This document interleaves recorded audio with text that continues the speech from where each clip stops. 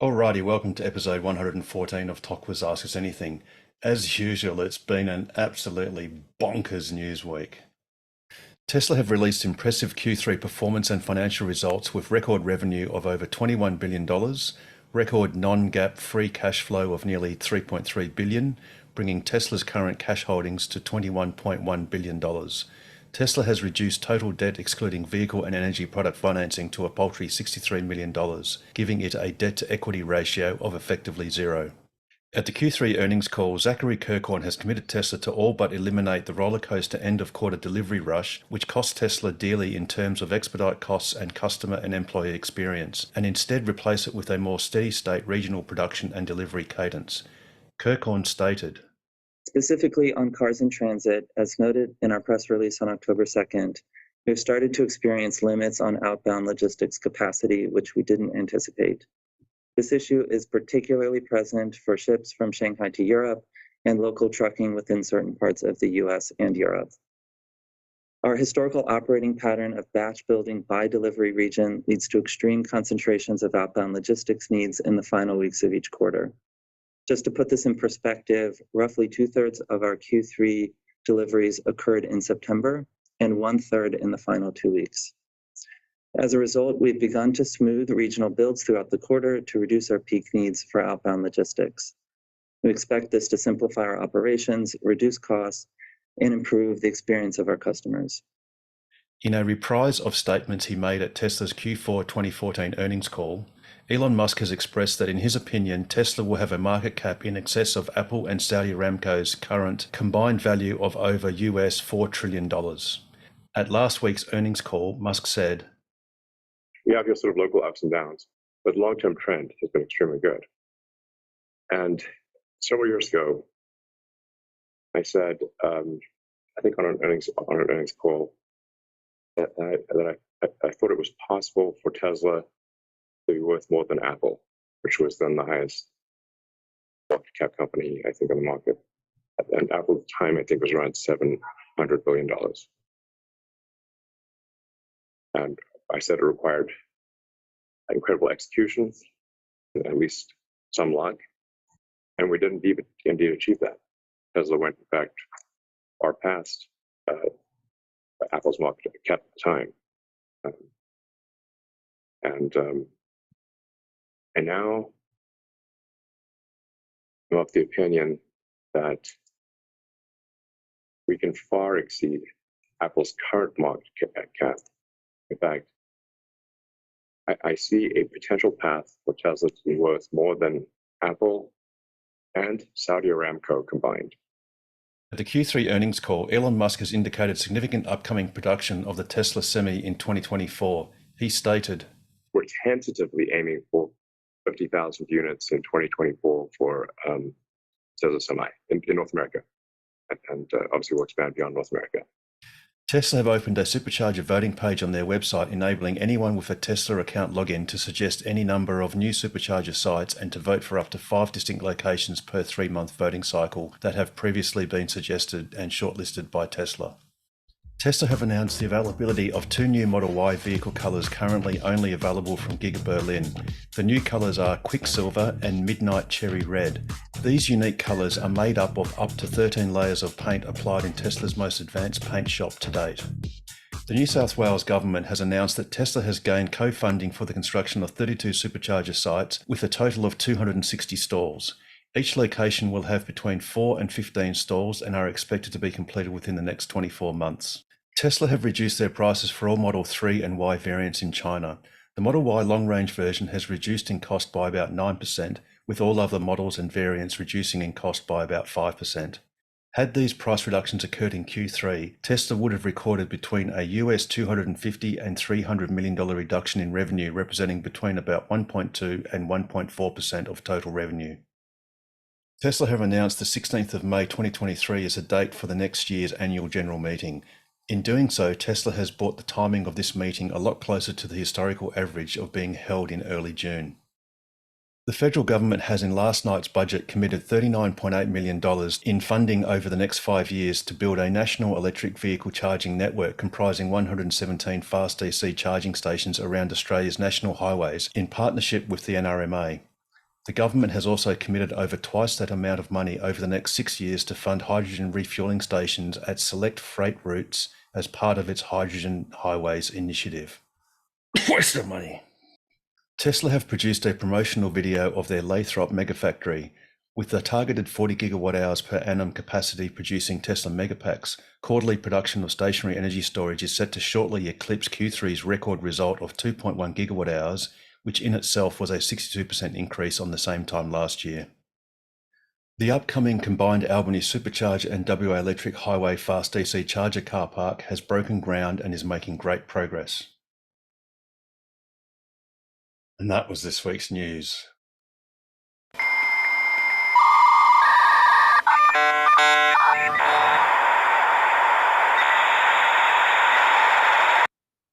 Indeed it was. So welcome everyone. If there's anyone new, please do say hello and introduce yourself if you feel comfortable in doing so.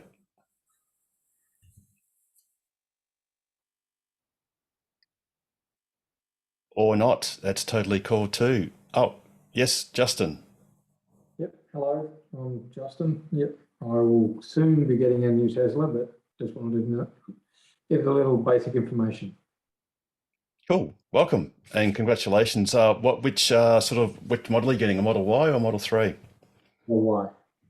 Awesome. And you're getting it this quarter, so the next month? Sometime in November. Fantastic. Well, you've come to the right place. So what we'll do is I'm going to throw to John Edwards very shortly, just for some Perth to Sydney Marathon news. But straight after that, we'll go to general questions, and you're more than welcome to ask some questions then. Anyone else that's new that'd like to say hello?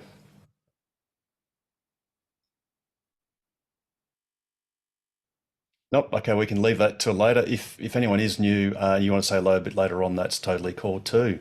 I think at this stage it's good to throw to John. John Edwards, please tell us all about this crazy thing that you're trying to do as a team. Once you unmute yourself. You got it. Yep, that got it. How's Yep, that? perfect. All right, so 6 months ago, this was 6 months away, but now it's Friday.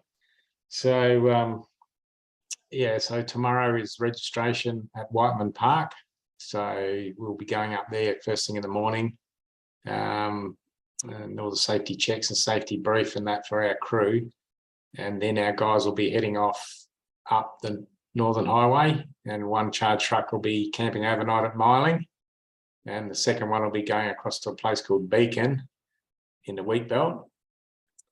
And then the actual rally proper starts at 6:30 Friday morning, kicking off at Wellington Square. First cars at 6:30, and they're going to be departing Wellington Square at 1 minute intervals. And I think they've put us number 12 or 13. So about 6:45, the Tesla will leave Wellington Square. It comes around Gloucester Park, then comes down and comes across the causeway, then turns left onto Great Eastern Highway, heads up Great Eastern Highway, turns onto Tonkin Highway left, and then heads up Tonkin Highway. So we've got a video guy from Sydney who's going to film the start in Wellington Square. I've got somebody stationed on the river at Gloucester Park to get some shots there. I've got somebody stationed on the other side of the causeway to catch the car coming up Great Eastern Highway. But if anyone's not doing anything or wants to get up early on Friday morning and go out on Great Eastern Highway up to Tonkin Highway or up Tonkin Highway, and wanted to get a couple of happy snaps of the rally coming through, and in particular the Tesla, then that would be a sight that you're not going to see again for a while. And any of those pictures, if you do it, it'd be great to send them to us, because we're trying to get a, we're going to have some social media going on and some posting happening, and we'd like to get them out to everyone. So then the car goes up to Myling. So it's about 200 k's to the little town of Myling. The rally won't stop there, but we will, and we'll be charging at that point. And I believe there's several members going up the night before. Rob Dean and a few others going to camp out overnight, and there's going to be a bit of a get together there at about 8:30 to 9 o'clock on Friday morning to support the car. And there's a couple of guys who've got some drones, and we'll be getting a bit of footage and that kind of thing. And then the car heads off up to a place called Woburn, and it's going to turn right there. The rally's going to continue straight ahead, but we're going to turn right and head across the wheat belt, and we end up in Southern Cross.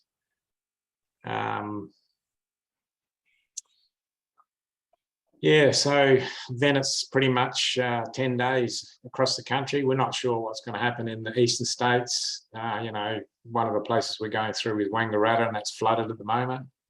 We're not trying to plan anything. We'll just go with what the officials tell us, or the authorities.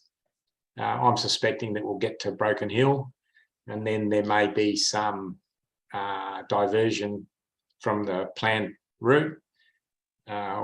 The rally might even stop there, and we might disperse. Who knows? We don't know yet, depending on the road conditions.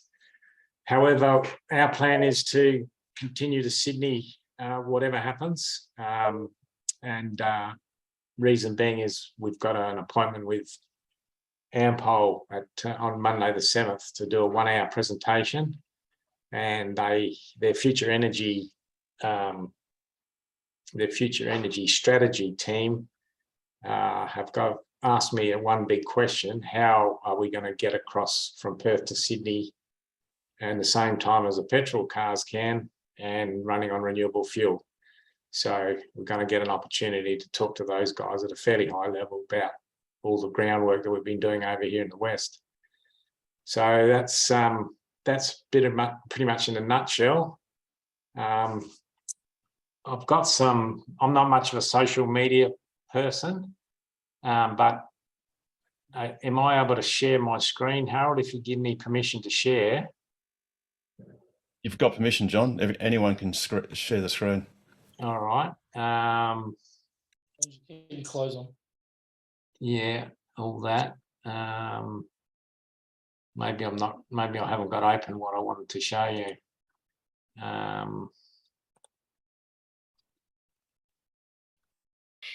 Oh, no. Forget that.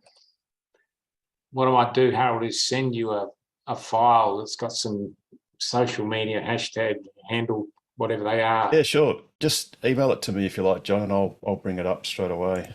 Yeah, because the idea is that we've got a guy in Sydney actually that's actually going to be running the social media campaign, and he's pushing it out on all the different platforms, pictures and videos and what have you. And the idea is that we're going to try and get as much exposure and promotion for Ampol as we can, because I'm starting to feel that they're quite keen in supporting the car after this as well, and that would be a big, that would be a great win for us in WA if a big corporate like that decides to support the car and continue with the racing effort. So even though normally I don't worry too much about social media, this time it's sort of becoming a little bit important, So if anybody wants does follow stuff and can repost and like and all those sort of things, that'd be great. Yeah, send that to me now, John, and I'll bring it up. All right. Has everyone seen the little video that one of the Tesla guys did for us? Ken Hall did the video. No, bring that up as well if you've got it. Is it on your website, John, or have you just got it on your computer? In the Dropbox. I thought I'll see if I can get it. As you can tell, I'm not much good on all this shit, but if you like, if you can send me a link to the Dropbox or share just share it, or right click and go share or something like that, and just email it to me and I'll get that video up Actually, if you'd like. I found it. I'll share the screen now. There we go. Yeah, sure. Can you see that? That's it. Yep, sure can.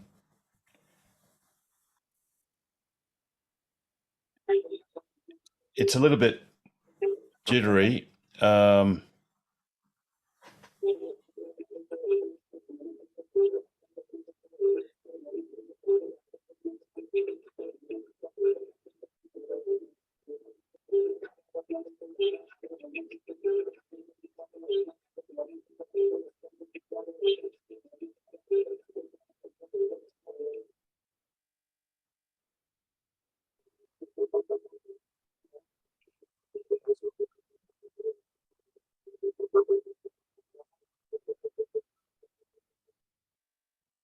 Cool. That's good. So, so they were pretty impressed with that. That was a recce run that we did out near Lake King, near the rabbit-proof fence. It's part of day 2. That's some of the roads that we're going to be going on. And Ken Hall, who's a Model 3 guy, produced that for us. Had his drone out there, and our main sponsors, Ampol, were very impressed with that, and they want more of it. So things are looking good. I saw that a few days ago. With the sound on, it's bloody awesome. Has that been posted on Facebook, or was it on Twitter, John or Richard? Where did you see it, Richard? I saw it at John's workshop. Oh, I saw it in John's bedroom. I think I saw it on some social media. So does anyone recall where it was? I think on Facebook. I think it's been on our Facebook page. I'm not sure. I mean, it's getting reposted in the last couple of days in several platforms. So yeah, and if you do see some of the stuff come up, just try and share it and retweet it or whatever else, and because we're going to gather statistics and try and impress Ampol with it. Good, John. Yeah, sure. Are they Absolutely. coming through with some financial assistance, John? So we've had some assistance from Ampol to do this particular campaign. So yeah, and that's been great. We've also had several other sponsors, including Horizon Power, have assisted us as well. So we've had a fair bit of interest, and I'm getting the feeling that, you know, interest is actually growing. I think we're going to have no problem securing funding for next year as well. Yeah. We've already been invited to go to the Adelaide Motorsport Festival, which is happening in end of March next year. So they've called us and desperately want the car and one of the chargers over there for that. Awesome. Yes. So word's getting around, and you know, it's great that it's sort of homegrown and it's been supported by all the businesses and people around here in WA and Perth. So it's been good. Great. Including Tokwa and the rest. So Ava put something towards this campaign as well. So, you know, we're getting support from everyone. It's really good. Yeah, absolutely. That's AMP, fantastic. Ampol are giving you free unlimited Slurpees. Is that true? Well, there's a big company. They said to us that they wanted us to, every time we're doing some photos or footage, we have to be holding a what's the brand of their coffee place? What's it called? Oh, no, they got it. Foodery. So I went to the Ampol on Stock Road, just around the corner, and went in there. And I bought a large double black coffee, and I said to the girl, "Can I get a couple extra cups with it?" And she said, "Oh no, you can only have one cup." Yeah. So yeah. Got to wear your hat 24/7, do you, John? Oh, they want us to wear all the gear, all right, but yeah. That's good. I love it. I mean, to be honest, I've had some people from the EV community, from various different places have made a couple of comments, There's been a couple of people say, well, Ampol's basically a, petrol company and this is all greenwashing and everything like that. Well, I don't know that I agree with that. I mean, these guys are putting in 120 fast chargers around the country. I mean, that's what we want them to do. That's awesome. We should support that. If they make money out of selling petrol, that's another story. But they're doing what we need. So that's, for me, that's a tick in the box. Then I heard someone say, oh yeah, but they're using ARENA funding, so they're getting government funding. They're making billions, and why should taxpayers be funding these charges? And I thought, well, hang on a minute. Nothing happens until somebody does something, right? And the government's made an initiative. Government's said, right, there's funding through ARENA for people to put proposals forward.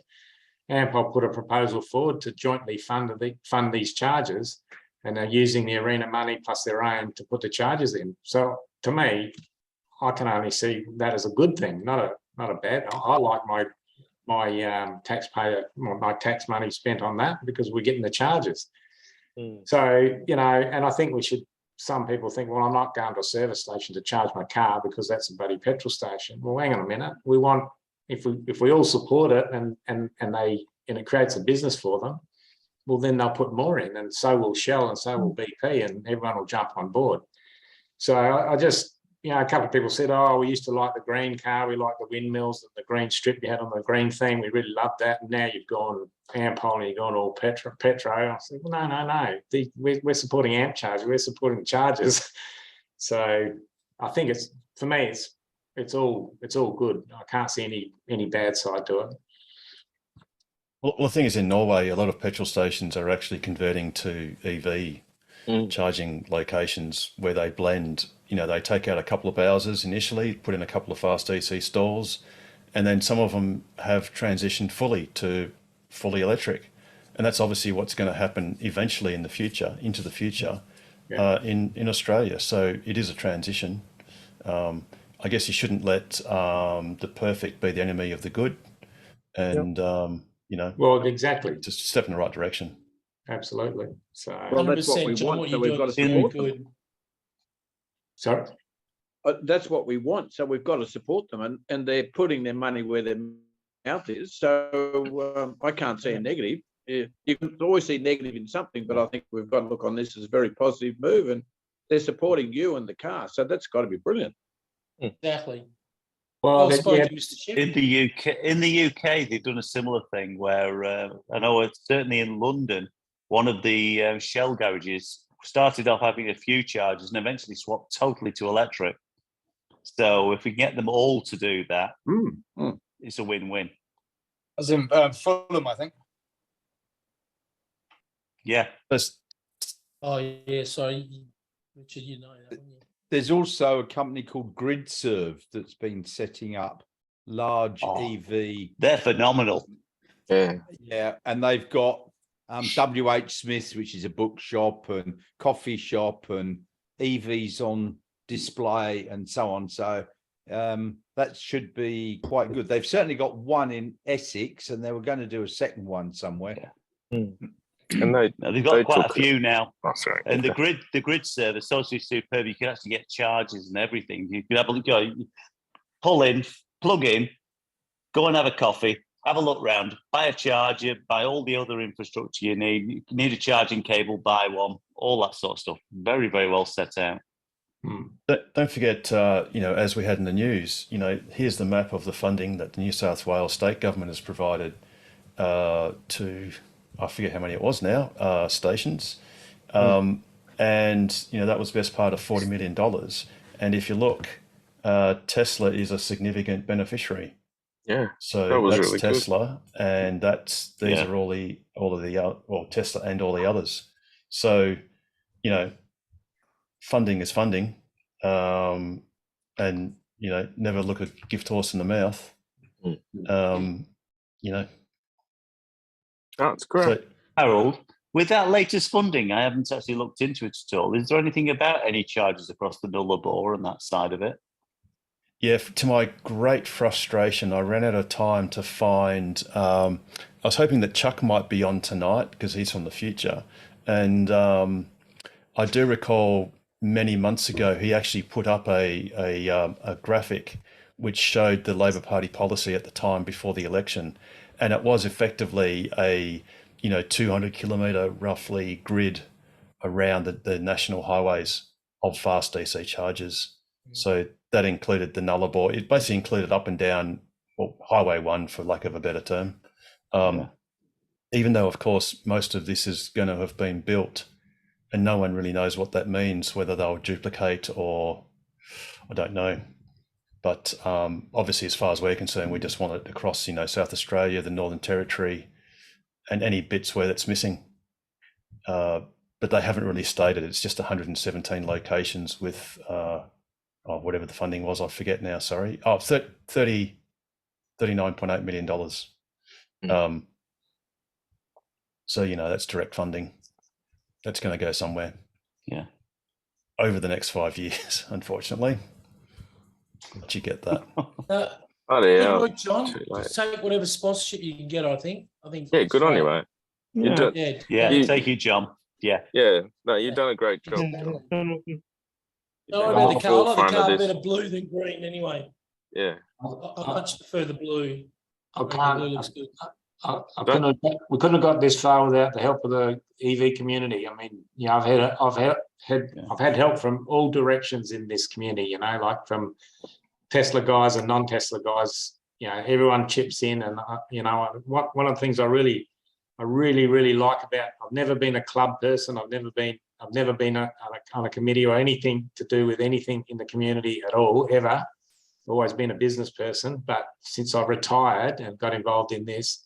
We're doing this, and you just, when you need something or you need to get something done, you just put a call out and you get a half a dozen hands up. People come from all sorts of different walks of life and come and help you. It's just fantastic. So, a huge majority of the work to get to where we are has been from guys that have just come from the community. It's just been great. Look, here's an example. There's a guy, I don't know if any of you guys know him, called Carl Razak. He's a farmer. He's a farmer down in Esperance, right? He's a Model 3 guy. And you know what? He's bought this Model 3 battery. He's just bought a big ass trailer. He brought it up to my joint. I think he helped you put the charger in down at Ravensthorpe as well, Harold, didn't he? Yes. Carl? Yeah, he did. Yep. He's got the performance Model 3 with the white seats in the red dust in it. He's got white seats. He drives it down around a little red dust down there all around Esperance, right? But this guy, we put a charger on this battery and built this trailer, and he drove up from Esperance the other day, picked it up, he's taken it back to his farm, right? And there's one spot on this rally that I'm a little bit tight. It's in the Flinders Ranges. It's at a place called Blinman. It's 60 k's north of Wilpena Pound, and the rally car's got to do up about 250 k's on windy, dirt, hilly roads all through Flinders Range. It's a little bit far, a little bit tight. So Carl's going to tow that trailer from Esperance and show up in Blinman. Right? He's just going to hightail it. I mean, he's in the middle of harvest as well, right? So he's going to, he's doing it with his Land Cruiser or whatever, but he's going to tow that trailer all the way to Blinman, and then we're going to start it up, start the battery up, get the charger going, and give Jürgen a top up, for put 20 or 30 kilowatts in there so he can get to the next spot. Well, how awesome is that? Where do you find people that are prepared to do that? Just brilliant. So fantastic. I met him and his wife at Lake Grace. They're a fantastic couple and a very great advocate for what you're doing and the system in general. Really nice guy. Yeah, good people. Yeah, absolutely. And it's just a testament that, if something needs doing, the community will come to the fore, and individuals will do their thing. Fantastic. Yeah. So John, as a member of the club, if you have any issues with charging leads or anything you need while you're doing your rally, Harold's available.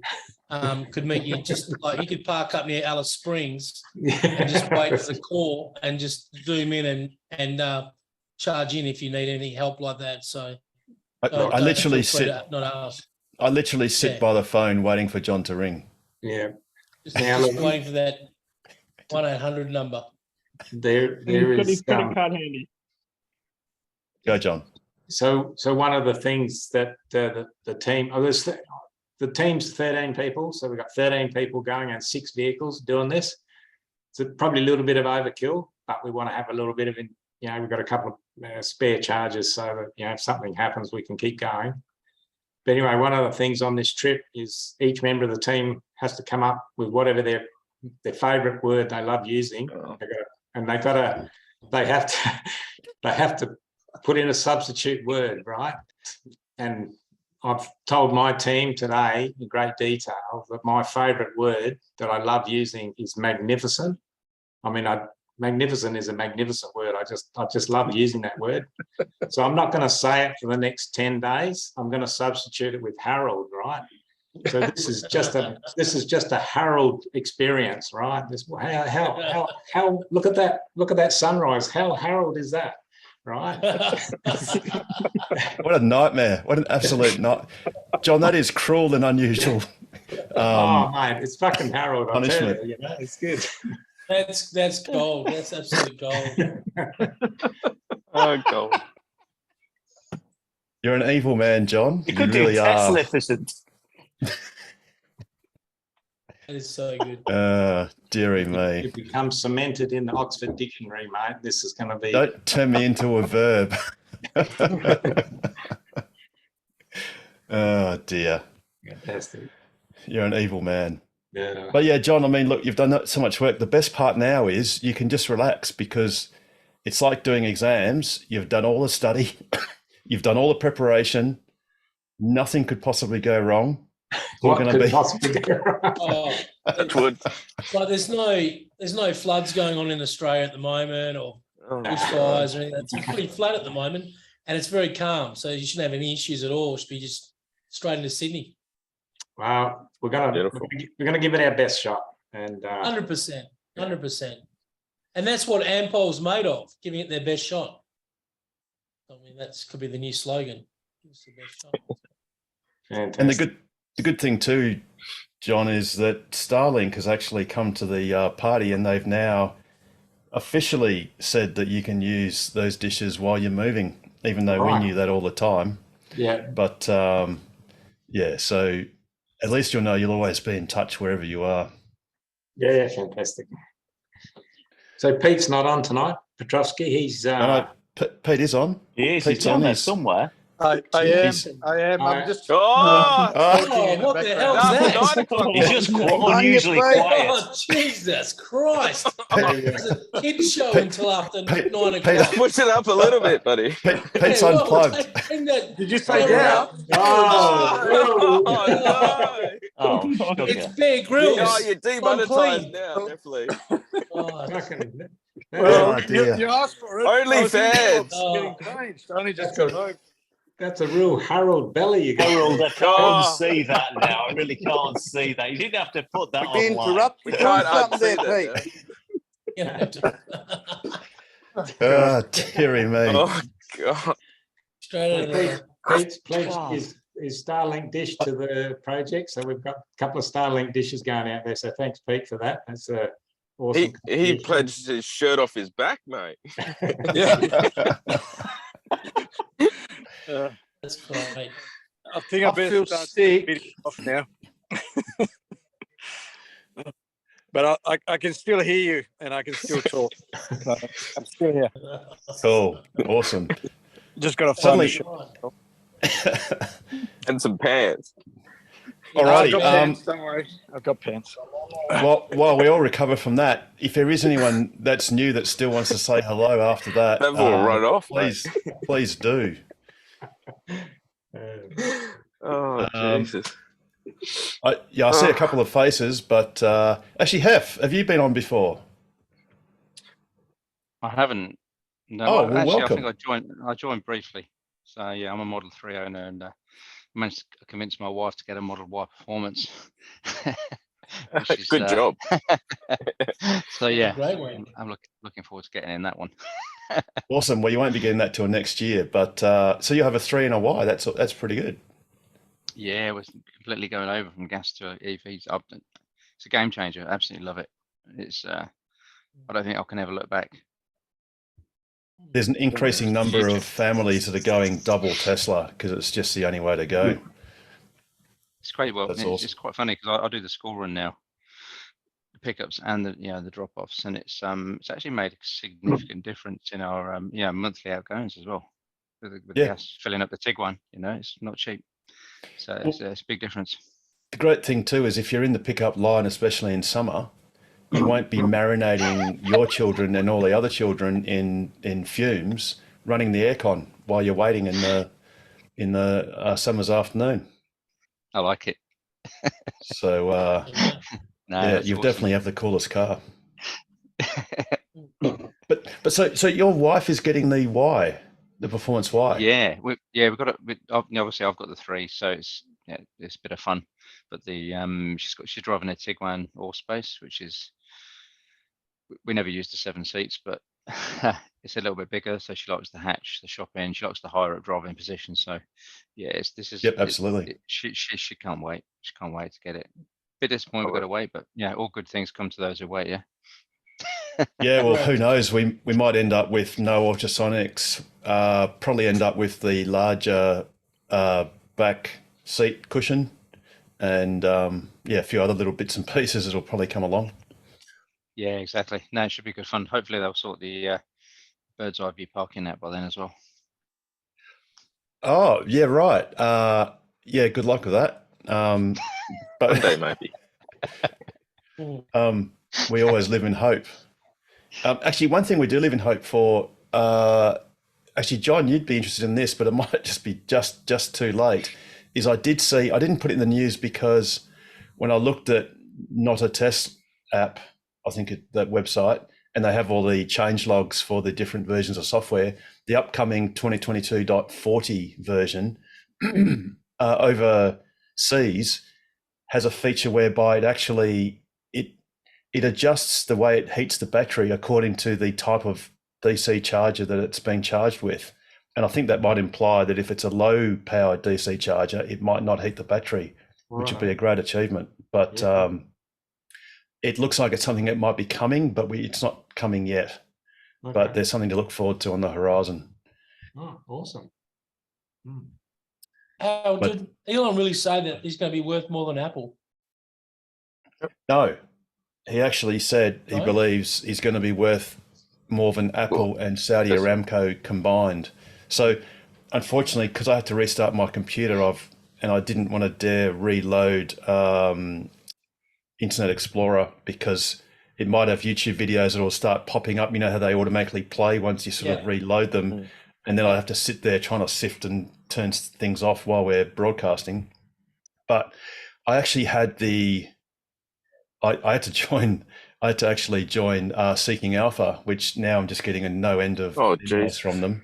But they had the transcripts of all the earnings calls, and I went back. I had to Google it. Well, I had to go back sequentially, back to the Q4 2014, I think I said in the news, earnings call that was in February 2015. And Elon Musk actually said that he saw a clear line for Tesla to become as valuable as Apple was then. And that was about $700 billion. And of course, everyone laughed and said he was crazy and it was never going to happen and it was all just a fraud and a joke. And, no one's laughing now because even as we speak, they're worth $700 billion. So it kind of sounded outlandish when Tesla had a market cap of less than 50 billion. And of course, as we know, that's what the whole basis of Elon Musk's second CEO compensation scheme was, that Musk would get an extra 10% of the company if he effectively got it to 10 bag. And again, people laughed and said, well, you're not going to 10 bag it. And he did more than that because the 10 bag at the time was about $640 billion. And it's gone well above that. So now he's saying, of course, that he believes there's a clear path for it to get to effectively a bit over $4 trillion. And towards the end of later on in his talk, he actually specified that did not include the Optimus robot. So you can basically take that as it's the car business and the energy business alone that is going to take Tesla to $4 trillion. Is that more than Australia? Sorry? So I mean, he can buy Australia then? He could just purchase this island? Yeah, well, we're Pick up going this cheap. Our island dollars, our dollars it's recovered a little bit. Yeah. It's about 63 US cents. So, yeah, I guess you could buy a bit, maybe more. Well, you can at least buy Tassie, I guess. I don't know what Tassie's worth. Four trillion. Why would you want to buy a liability? Oh, it's got good hydro. It's got good hydro power, John. Why would you want to buy the fucking deficit? You can buy the rest Actually, of the country, put up the wall. No worries. One of my ancestors was actually handpicked by one of the best judges in England and sent to Tasmania. So, a good place, top spot. Well, that explains a few things. Yes, for my sins, I have to do penance on behalf of my ancestors by doing this program every week in, week out. Which, by the way, if you have a look at last week's episode, actually ran for 3 hours, 33 minutes and 33 seconds. And that was just completely random. That's just the way it ended. But anyway. But yeah, so to answer the original question, yes, he does believe that he's going to be bigger than Apple, at least at what Apple and Saudi Aramco are today. So, and I guess you'd probably have to think that Tesla should become worth more than Apple ever. So should basically overtake Apple as the world's largest company. And and that's without Optimus, which changes everything. Yeah, right. So Cool. has anyone got any questions for now? Any new questions? Most importantly, that you can think of before we sort of do some deep dives into other stuff. Are the cheaper long range Model Ys coming to Australia or what? We don't know. There is one. There's one in Perth, but that was just for homologation purposes. It has been approved in the Rover database, which is the Department of Transport, Federal Department of Transport's vehicle type database. So it's all been type approved. It's been all specified. It's just a matter of timing, John. I always theorized that perhaps Tesla was effectively extracting maximum value from people who wanted the long range by simply making them buy the performance version. Right. And I guess many people like yours truly have done that precisely. I guess they set their own agenda and their own timing. Right. It's really strange in Europe. Until very recently, the short range, well, the standard range Model Y was not available. The only two variants you could get was the long range and performance. Mm-hmm. And yet that's the opposite to what they need. And we've got the standard range and performance. We really needed the European choice. So do you reckon it's just a matter of time? Oh, absolutely. Yeah, completely. Absolutely. There's no doubt that they'll bring out the long range. There is talk, though, it might be the LFP version, would actually be awesome if they did that, because you could then charge it to 100%. So that there has been that theory, or that it seems that they may be working towards an LFP version of the long range. If there's an LFP version, Harold, do you believe you still get the performance upgrade then? The $3,000. I don't think so. I think that might be one of the limitations, is in the raw power you can extract out of it. So I think it might be that the performance is sticking with the NCA, and then there'll be a long range, which will probably have the same range as the performance, because, bearing in mind the performance has a slightly lesser range than the long range because of its tires, basically. So maybe they'll have like a long range that is, almost as far as the performance in LFP, which of course it means it'll gain some weight. but that's just the way it is. But yeah, I don't know, James. Yeah, in the performance, they'd probably have to stick with the NCA, which is fine. It might be the new M3P rather than the LFP if they do that, Harold. They might have an upgraded LFP. Yeah, exactly, John. With the manganese or something, it's got. Is it manganese that was extra dopant or something in it? I'm not sure, but they're certainly talking about it a lot. Yeah, absolutely. Wasn't that the Ultium battery, the NMCA? That's GM. No, there's GM. a That's vaporware. lithium iron phosphate Not manganese. vaporware, it's Yes. going into our battery loco. Yeah, you nailed it, Nigel. It's definitely. It's an LFP with manganese in it, so it's an LMFP. LMFP. LMFA. Yeah, it's got a little bit higher energy density, so I think it's only about 5 or 10%. So for the weight, you can reduce the weight and leave it at the same 60 kilowatt hours, or put in the same weight and you'll get 66 kilowatt hours. When we say long range, what are we talking about in terms of long range in realistic real world? Kilowatt hours or in range? No, in the actual range. Range. I think Tesla's website. We'd have to go to the EN. Is it E? No, it's IE, isn't it? I just want anyone new off the top of their heads, because what are you guys getting from your standard range wise, realistically? Oh, that depends. It depends on how you drive. It totally depends. If you're on nice tarmac around the city, you'll easily get your 435 that it roughly says. But if you're on the chip seal out in the middle of nowhere, you may, and doing 110, you may get as little as 325 Ks. Yeah, I concur with that. I'm averaging 151 watt hours per K since new, which equates to 396 on average. But when I've driven out down the forest highway, and you get all that road noise, it went up to about 170, 175 watt hours per K. But also when I've driven from here into Perth, I've dropped down to 120 something, which is well over 400. So yeah, it just depends on what you're doing.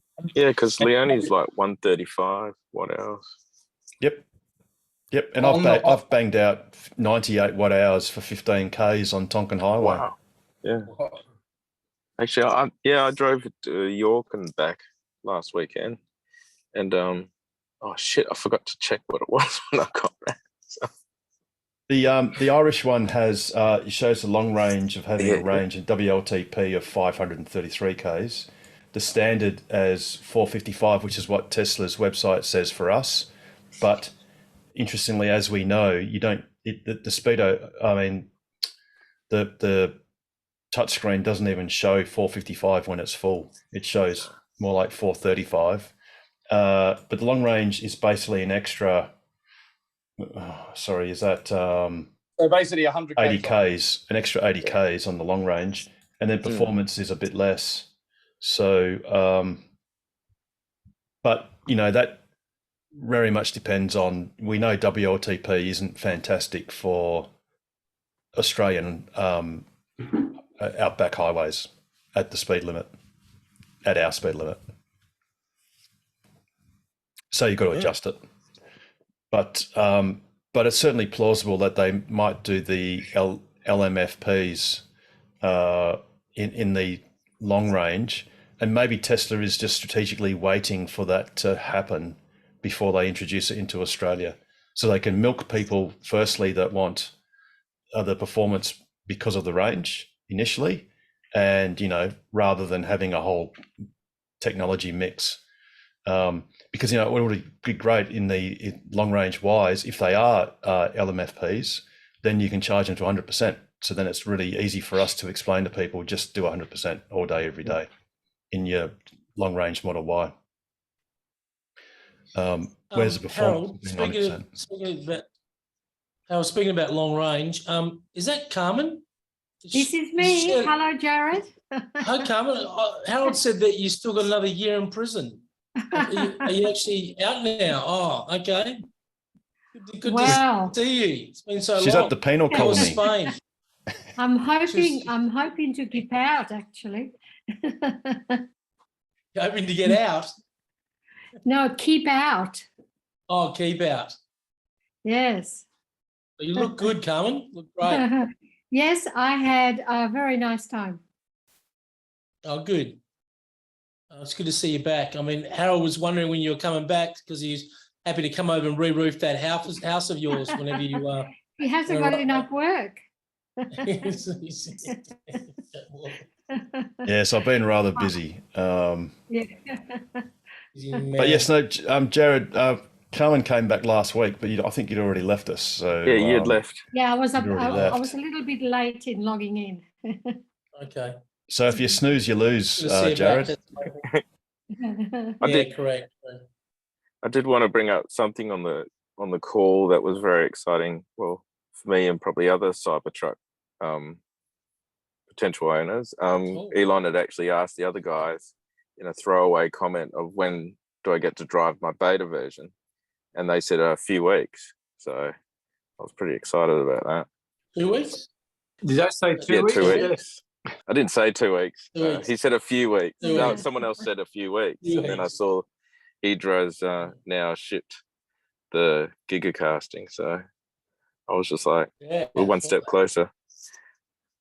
Yeah, that's sort of interesting because it was already said that the gigacasting was already in the States and it was on its way to Texas, but then it seems Hydra's only just shown Shipping it photos now. of it being boxed. So Who knows? I sort of left it out of the news because it was a little bit confusing, and I thought, just leave I it was out. sort of wondering that, They had they had those random shots inside the factory of, like the Cybertruck shapes that were a little bit different. So I was sort of wondering if that's the beta version. Well, there's talk that they are just Cybertruck bodies. That's right, but they have got some weird sort of indents, which looks a bit confusing, but probably isn't if you actually saw it. There as well. Did you Sorry? see all the boom lifts in the photo, Harold? It was a photo with a whole lot of boom lifts, like 20 boom lifts. Yes. Looked pretty out of control. Yeah, A lot of absolutely. boom lifts. Absolutely. Just going to try and... There was something else that was pretty major. Hopefully this thing won't... like a whole list. Yeah, there is a bit of a list. One of the big things that Zach Kirkhorn said was that Tesla has continued to maintain its 50% guidance on growth of production this calendar year. And the thing is, they're actually a fair bit behind in that run rate. And that actually anticipates that this quarter that we're in now, they'll be producing, I think it was about 470,000 cars to get to the required 1.4 million cars, which gets you your 50% increase from last year. And I mean, that is just going to be a remarkable result if that comes about. And Zach actually said they are guiding for that 50%. I thought he said just under or just shy of 50%.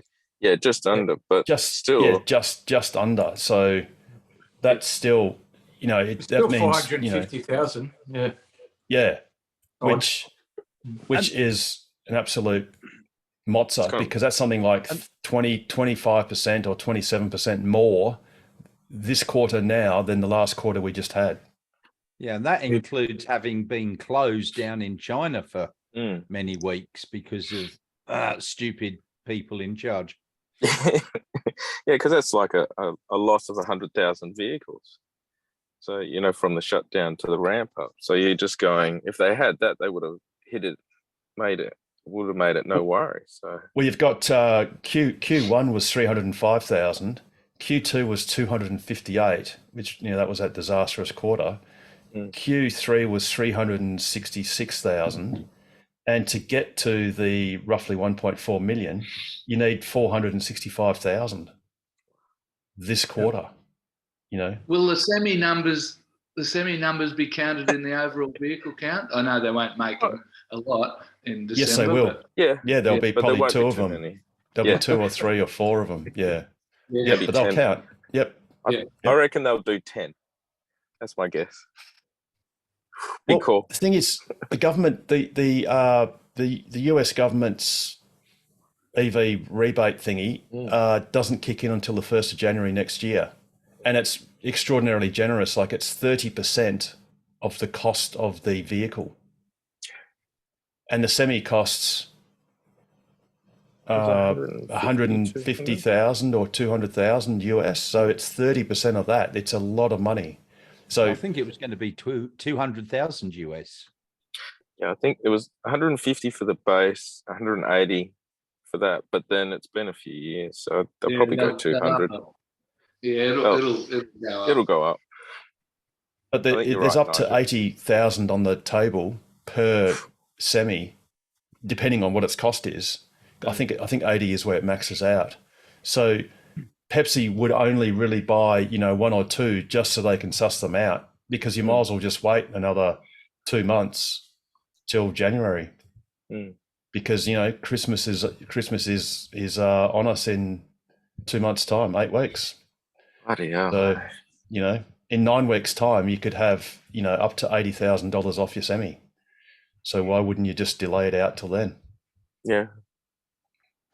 What's the bet they changed their the delivery strategy where they're not doing the panic at the end of the quarter? I bet that'll change for the end of this year, just to make those numbers. I reckon they'll reverse that, try and won't have the lag in those production versus deliveries. But the problem is they're getting to such a scale now that there literally isn't the capacity to ship, all these volumes. So even if they were able or willing to pay the extra, there just physically isn't capacity to do it. No, and they just keep stressing themselves out when they're just doing this ridiculousness of, right at the very end. And, your cars in transit are just, it just gets out of control. They really just need to stop this quarterly rubbish, because it makes zero difference to your annual results on average. Tesla's days of inventory, I think it's 9 days of inventory, and the industry standard is 40. No, it's 8 days, sorry. And the industry standard is 40. And I think Toyota are even higher. I think now with COVID, I think the industry average is somewhere around 3 weeks. But you're right. Usually it's 40. But even at 3 weeks, Tesla's, a third of that. Well, and at the industry standard of 40, the industry average of 40 in a steady state, or normal conditions, it's a fifth. Yeah. You were looking at sorry, go, Paul. I was just saying, with GM's third quarter results, and they had an increase of 100,000 vehicles in inventory. So they got like 350,000 in inventory. So it's all off their books on the dealers lot. And they go, we made a profit. And it's like, no, you didn't. It's apples and oranges comparing Tesla to GM, isn't it? As soon as they're out the factory, they count it. Yep. And the analysts were going, yay for GM. And I'm going, but Tesla made more money, and they actually delivered like a third of the vehicles in comparison or something. You're just going, it's crazy. They're just hammer Tesla for one thing. Sorry, with 8 days of inventory, that's nothing. They haven't even paid their suppliers yet. So they get all the money from the buyers weeks before, possibly months before they actually pay for the raw materials that went into that car. I know, it's a every new car they sell, they're making more money. Whereas in normal industries, if you grow too quickly, you'll just run out of cash and die. And you'll have to get financing and all that sort of stuff. So Tesla's just on a dream sort of run. They should do that buyback now. while they got the money. Their dynamics are yeah. Their dynamics are such that the faster they grow, the faster they can, even faster they can grow. Yeah. Rather than getting closer to a ceiling, the faster they grow, the higher that ceiling becomes. It's incredible. Yeah, But yeah, you're right about the buyback, Paul. I agree. Yeah, thanks, Paul. so and that's something I missed now. out on the news. Apologies for that. Sorry. Yeah, go, Paul. You introduced the buyback. Oh yeah, because I was very excited when Elon had actually said that. I actually was like, woohoo, at work sort of stuff. There was no one around. It was wonderful. Yeah, because that'll reduce the amount of shares, so therefore our shares will go up because I'm not selling, and there's going to be a whole bunch that won't sell, so they'll just have to keep going up. So it's going to be great. And Tesla's, they got 3.3 billion in the last quarter, and they're just going to be making more money, and then they can't spend it fast enough. So get it now while it's cheap. But just to put it into perspective, it's he said 5 to 10 billion that they're looking to spend on the it's a $700 billion company. So it's it's less than what Elon has sold recently, I think, isn't it? So, it's 1.5%. It's really 1.5% per. That was annum, I think, wasn't it, Pete? It wasn't. It wasn't. No, they can't do it every quarter because they haven't got that much money. But yeah, it's 1.5% of the company. It's not sheep stations either way. No, but it's exactly a good sign. If the company is buying back, it's a good sign in that, assuming what Elon has said, which is that they're spending all the money that they can possibly spend, and they're still throwing off extra cash. And now, they've got 21 billion, in the bank. It makes sense to buy back shares. You'd never pay a dividend, but it makes sense to buy back shares. Oh, definitely. I'll either do that, or Harold and I were talking about earlier in the week. There's an even better idea. You could just go crazy with superchargers. You could do it all. Superchargers right across the whole of Australia. Put some on the Nullarbor. Put them everywhere. They obviously there is no economic case to be made for it. The charger in Nanuterra is not going to make a supercharger in Nanuterra. It's not going to make you any money, but in itself, but what you will do is you'll create a huge amount of extra demand for your cars, which you'll be able to sell at a higher price. Yeah, exactly. And if you look at it that way, there is a business case to be made for it. Yeah. Plus, there's another service centres. Why do the Tesla have to charge 60 cents? They're not really making money out of it. It isn't really helping the situation. So it's 60 cents. It's 69 cents. 69, sorry, yeah. Sorry. Well, it's better than $42 or something. It's worse than 42 cents, 42.69 cents. Actually, with that supercharge voting and stuff, can we as a club just sort of work out some sides? Because, you can only vote up to like 5 times. Maybe as a club, we should work out the ones that we want. And then as a club, block vote. And then that way we can actually push it to the top sort of stuff. I want to be magnanimous to our Eastern States friends who just quietly have more superchargers than they can poke a stick at. But for instance, in my case, and this is only my personal sort of what I've done personally, is I voted for the Southern Cross location, but no others, because I don't see any point in voting for other locations. I mean, it's a little bit like if you use a whole 5 votes, and I don't know how many supercharger sites are there in Australia. Is it 7 or 8, something like that? If you spend your 5 votes on those 8 locations, well, you're not really differentiating anything. You're not telling Tesla anything. No. But then none of us know what Tesla's really doing. I mean, all those locations, it was sort of strange. Actually, I'll bring that up.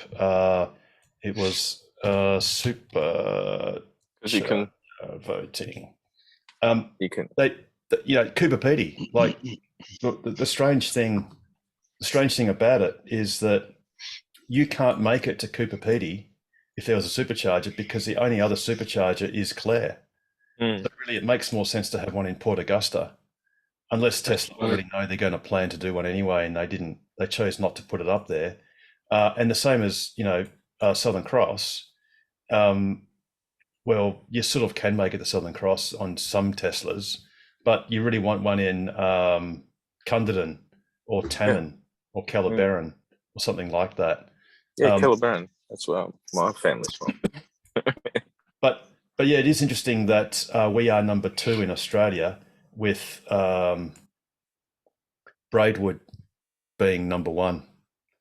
It sort of is interesting at 896 votes.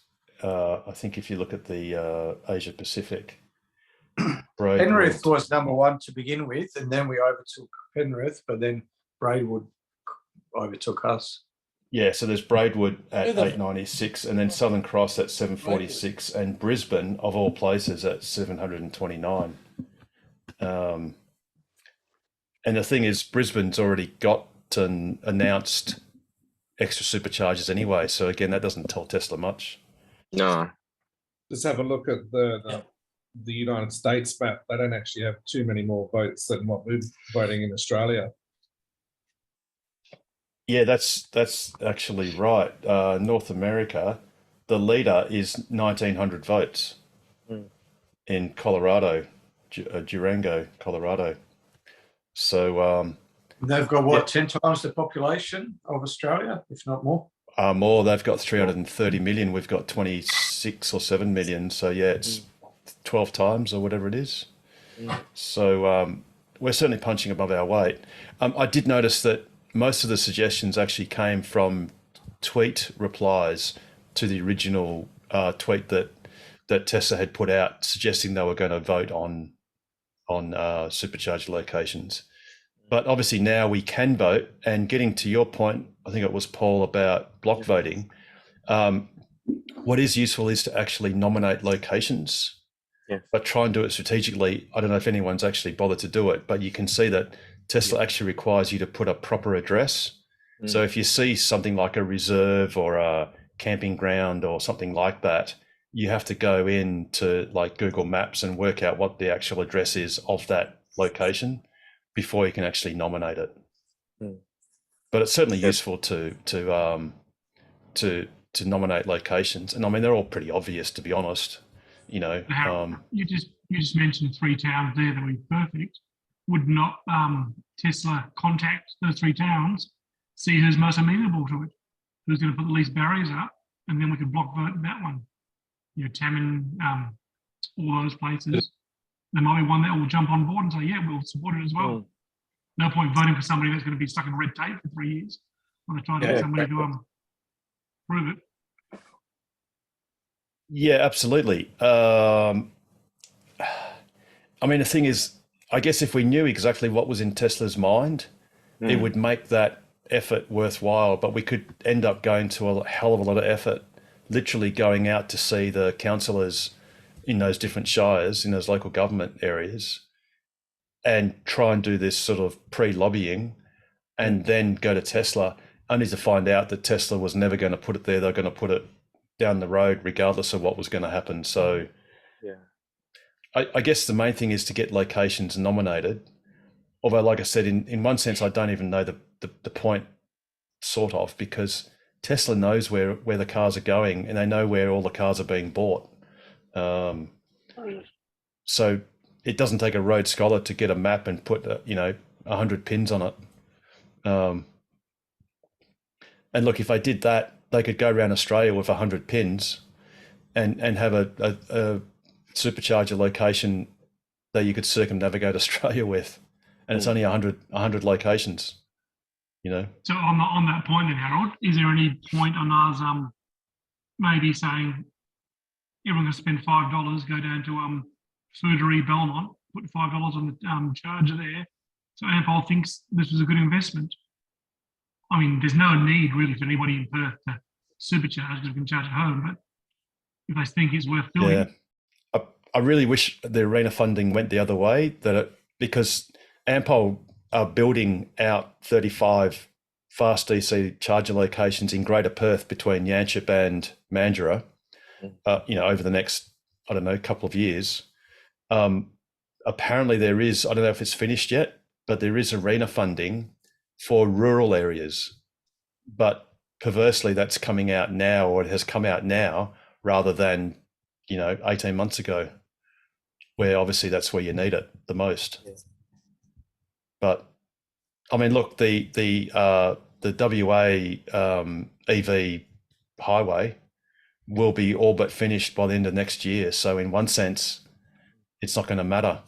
And then it'll just be icing on the cake for Tesla to come in and fill in with superchargers, because as we know, you just plug and go. But then there'll be some of us who are a bit tight and go, well, if the Synergy EV highway is 60 cents a unit and the supercharger is 69, and we're not in a big hurry, we might just plug into the to their DC charger. Yeah, I drive past the superchargers at Eton, use Trenton, because RAC membership, you get 20% off. There's some of us that are lucky enough to have free supercharging. Free unlimited lifetime supercharging. Oh, the yeah. best things in life are. Oh, how do you get that? You don't. You can't. You got to buy a second-hand Tesla. That was ordered before the 1st of January 2017. So you got to buy an old car basically, because anything after. What about the news of the referral program might be restarting up? Oh, I think that was just China. Yeah, I'm hoping. No, probably. Yeah, me too. I'm going to do a contrarian view. I hope it doesn't come back. Me too, I think it's agree. appalling. I think it's appalling that Tesla have to build in excess of 100 Roadsters, only to have half of them sold, so as to pay for the income tax on the 2 prize-winning Roadsters that various self-entitled YouTubers and other Tesla, I was going to say Teslarati, but I mean that's a website. But the glitterati of the Tesla, I don't know how to describe them. Anyway, social media rights that think they've earned, and somehow that they themselves have sold all these cars because they've got all these referrals. When most of them actually, they had a link on YouTube, and when someone didn't know what to use, they would just use XYZ's referral code because they were buying the car anyway. And for Tesla to have to shell out dozens upon dozens of millions of dollars is just appalling. They're not going to allow that. Now they're going to make it more. You've got to be in the same area and do it on your phone. So you can't just put a link up on YouTube, as far as I have understood. And the China, I did look into the Chinese referral program. It's more like a raffle, and the total cost to Tesla is less than 200K Australian. Yeah. So it's less than 3 cars. So that should be all right. I hope it doesn't come to 3,500 points for a referral for each of the purchaser and the referrer. So if you get one yourself, you refer yourself, you get 7,000. And the 3,500 points, when they've worked out what you can get for it, is worth about $60 US, which is about $100 Australian per referral. That's what it used to be before they cancelled it. So it worked out to something like that, under $100 Aussie, the 2,500 kilometres of free supercharging. The price has gone up. It's 69 cents a kilowatt hour, but I forget what it was at the time. But it worked out to under $100 Aussie. Yeah, but you did have some people. Oh, sorry. Go, Paul. Oh, I was just saying, some people were quite disingenuous. They would push their referrals as opposed to actually showing people, like taking people around in the car and actually showing them. They would just say, use my referral code. And over that, and I actually had it where I'd actually had taken people out, and then someone else had gone behind my back afterwards, and then I saw, oh, you got a performance Model 3. Oh yeah, this guy gave me the referral code, and I'm like, yeah, but I took you out for the spin and stuff and talked to you about it. And I was just like, you know what, it's okay. and I'm like, it's okay. I don't. It turns unfortunately it turns people into green-eyed monsters because they suddenly they basically act like greasy salespeople that you'd see at dealerships all day every day, because suddenly there's a little financial benefit, and it just turns people into, like everyone knows that friend who's Amway, like a real estate agent or Amway or whatever, and no dispersions to them, but you get the friend who's sort of got something they want to sell you, and it just turns people into green-eyed monsters. And there's nothing better than when there's no referral program for people like us to openly and honestly spruik these cars because we know they're awesome and we have zero to gain from it. Absolutely nothing. Great. Harold Damon's got his finger up at you. Yeah, Harold, I just wanted to go back to that. Damon, sorry. Yeah, I wanted to go back to the free supercharging thing. You said 2017. Well, for people that just wanted to clarify it, because I have free supercharging in my 2020 Model X, and it's just for people that were wanting to possibly buy a second-hand vehicle that wasn't, because you mentioned 2017 as far as a date. Lifetime. So it doesn't. So for instance, my wife's Model S that was ordered in November or something, or so 2016, and was delivered in April 2017. It's got free unlimited lifetime supercharging that's transferable to any number of owners. Then after that, between the 1st of January 2017 and about the middle of 2017, you had free unlimited lifetime supercharging of the lifetime of the ownership of that, the first ownership of that car. So Damon, you've got supercharging forever, but when you sell your car, that will then evaporate and it gets removed from the car. I thought that was only if I trade it in back to Tesla, if I sell it second hand. So it belongs to the car, not the owner. No. In Damon's car, because he bought it so much later, he has unlimited lifetime supercharging as long as he is the owner. Once he sells it, free supercharging does not transfer in his car. It only transfers in cars that I think were ordered prior to the end of 2016. So feel free, if you like, Damon, to ask Tesla, and they'll tell you that it's for you, it's free, but if you officially sell it. Maybe I was getting confused a bit with the full self-driving.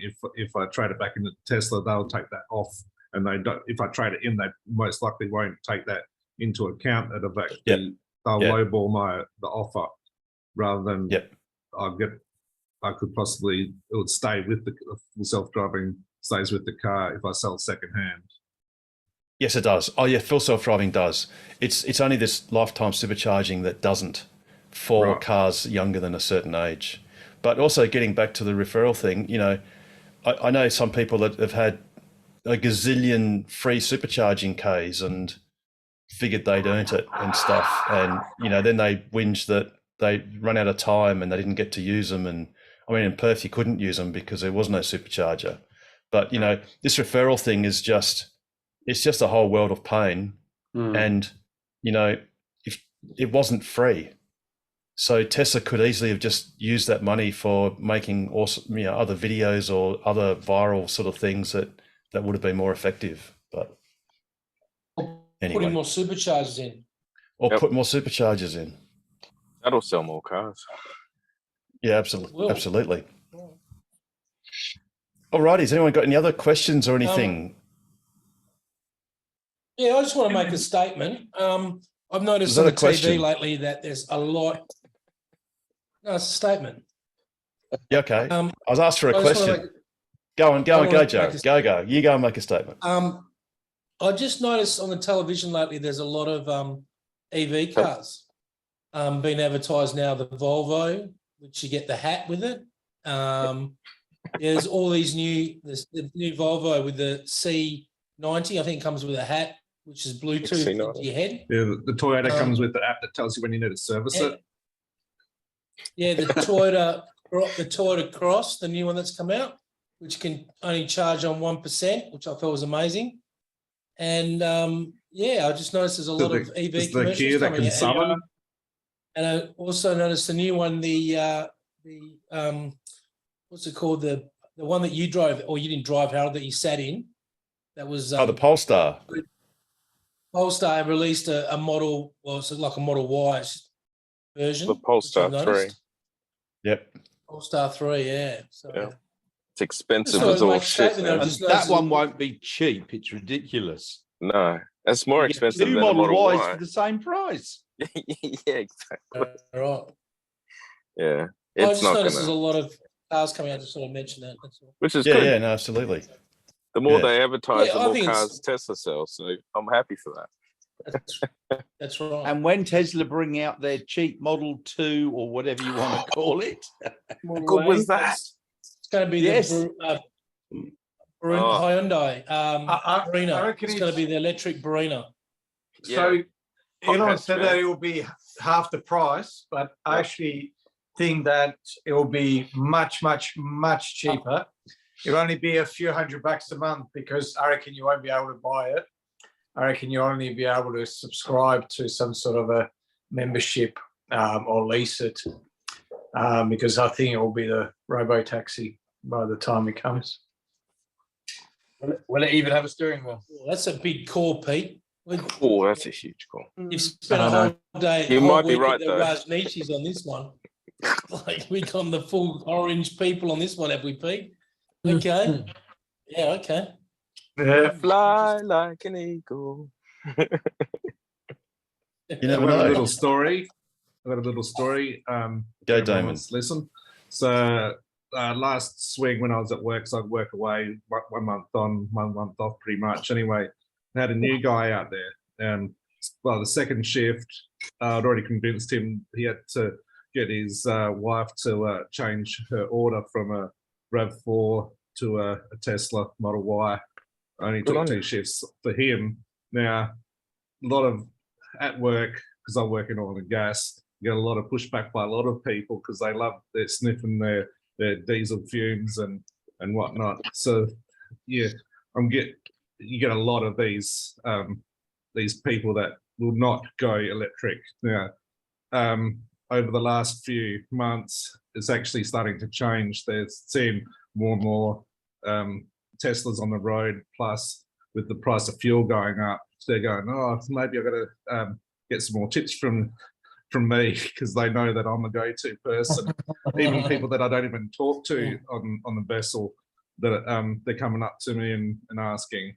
But yeah, this new guy, and he took 2 days, and I wasn't really pushing it to him. I was like, mentioned what I had and whatnot, just easing into it.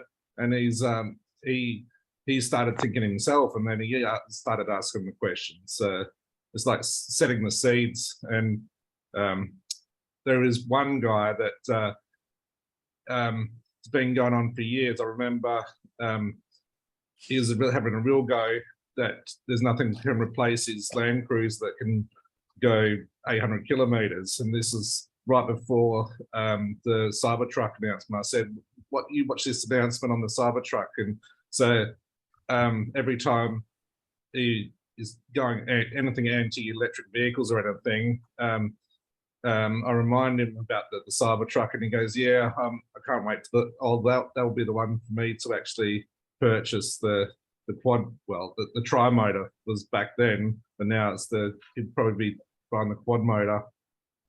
Yeah. Cool. Should talk to the netball players. Good work. Yeah. So Damien, is this all you guys in one cabin? Like, is it 4 blokes in one cabin sort of thing? Yeah, 3 people in a container. Yeah, so 3 people in a shipping container for 12 hours a day. So you get to talk about a lot of stuff, and yeah. Thought you might have meant a sardine can, but In a shipping container, we coming out of Mexico. What's going on? A 20 or a 40 foot? 20 or 40 foot. In a shipping container Is one of the guys' names Pablo? Are you carrying any bags with you when you're there, or what's going on? It's a control room for ROVs, remotely operated vehicles. Yeah. Oh, okay. Yeah. So, but when you share your accommodation, are you like, is there 4 in a room with the ships? The room's pretty tight. They're 2-man cabins, so you're sharing with your offsider. So you're in the room by yourself. So, but there's someone in the room at all times. So, Right. So you do have some private time. Oh, So you basically got 12-hour shifts, no doubt. You've got 12 hours. So while you're sleeping, your roommate is working. That's correct. And vice versa. Hand over to him. Yeah. So you're hot bunking, or do you? No, there's 2 beds in the room. That's a bit personal, isn't it? It's not like American submarines. It's not like American submarines where they literally hot bunk. So yeah. I mean, I could just imagine being on a ship with Pete Petrosky and, being anti-battery. By the end of the week, I'd buy a Tesla. Whatever you want. Have you heard the way of Elon? People would just nail me. Well, many years ago, there was some pretty bad boats where there was common ablution blocks and that, and shower blocks, and you see all sorts of people coming out with the towel around their head, just stark naked type of thing. But that's all. Modern boats have all been modernised pretty much now. But they were probably just about to join Ask Us Anything, I presume. That's probably what they were doing. Damon. Carmen will go on that boat. Carmen will be there. Oh, definitely. That love boat when you're coming. Oh, for sure. There's not all guys out there. There's normally half a dozen women. Is there? Yeah. Yeah. Sounds There's a bit about 100 people, generally, or 80 to 100 people on the boat, and about half a dozen women. Yeah. They range from bridge crews to like first officer to engine room engineers to project engineers to stewards or chefs to crewing coordinator. Wow. Yeah. For how long? Normally do 1 month on. It's a 1 big month ship off. though, yeah? Yeah, that's 100 meters long. Perfect So for obviously you don't Starlink work Maritime. every day? You don't work every day though, do you? Oh yeah, every single day. Yeah, there's no weekends or public holidays, and I thought no that such you thing can as a only public work holiday. 14. I thought you can only work 14 days and you have to have 1 day off. Nope, no, it's 84-hour weeks for 4 weeks. Yeah, that's exactly what we need. There is Starlink Maritime. They'll be perfect. Right there. And you've actually got. Go on, Damon. We've That's got a big your heli coverage. deck on the front of that, so it's not exactly the boat exactly that we work on. We've got a big heli deck on the front. So boat can stay out months at a time, and we just crew transfer off by helicopter. There you go. So Thanks, Damon. something that Pete mentioned Every just some, day. yeah. Well, you don't want to waste time on the ship because it's just time wasted. Every day. I mean, that's just crazy. Yeah. So when I'm home now, 1 month off, I don't get paid. I only get paid when I'm actually at work.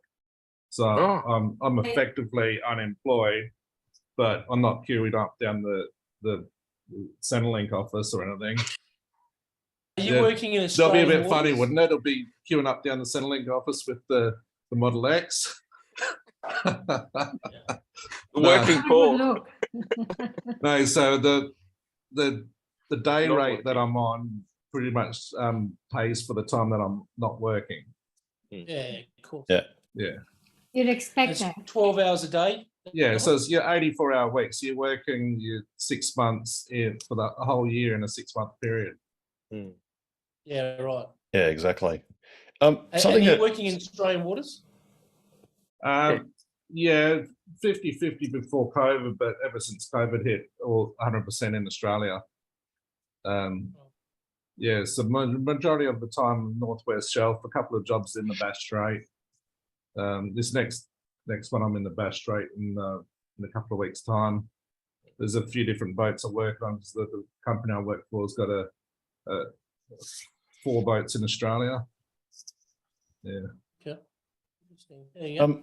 A couple of minutes ago, Pete was mentioning that he thought that the Model 2, may only be by subscription. One interesting thing I did see, I didn't put in the news because it's very local, is these New Jersey lawmakers are seeking to prohibit in-car subscriptions. And you think, you wonder if that's, premium connectivity, but it's not. Because apparently car makers like BMW have actually done things where they've offered heated seats as a monthly subscription. So what these lawmakers are basically intent on banning is prohibiting car makers from offering something as a subscription that already exists on the car and is operating on the car, such as heated seats. Because otherwise, you could imagine Jared?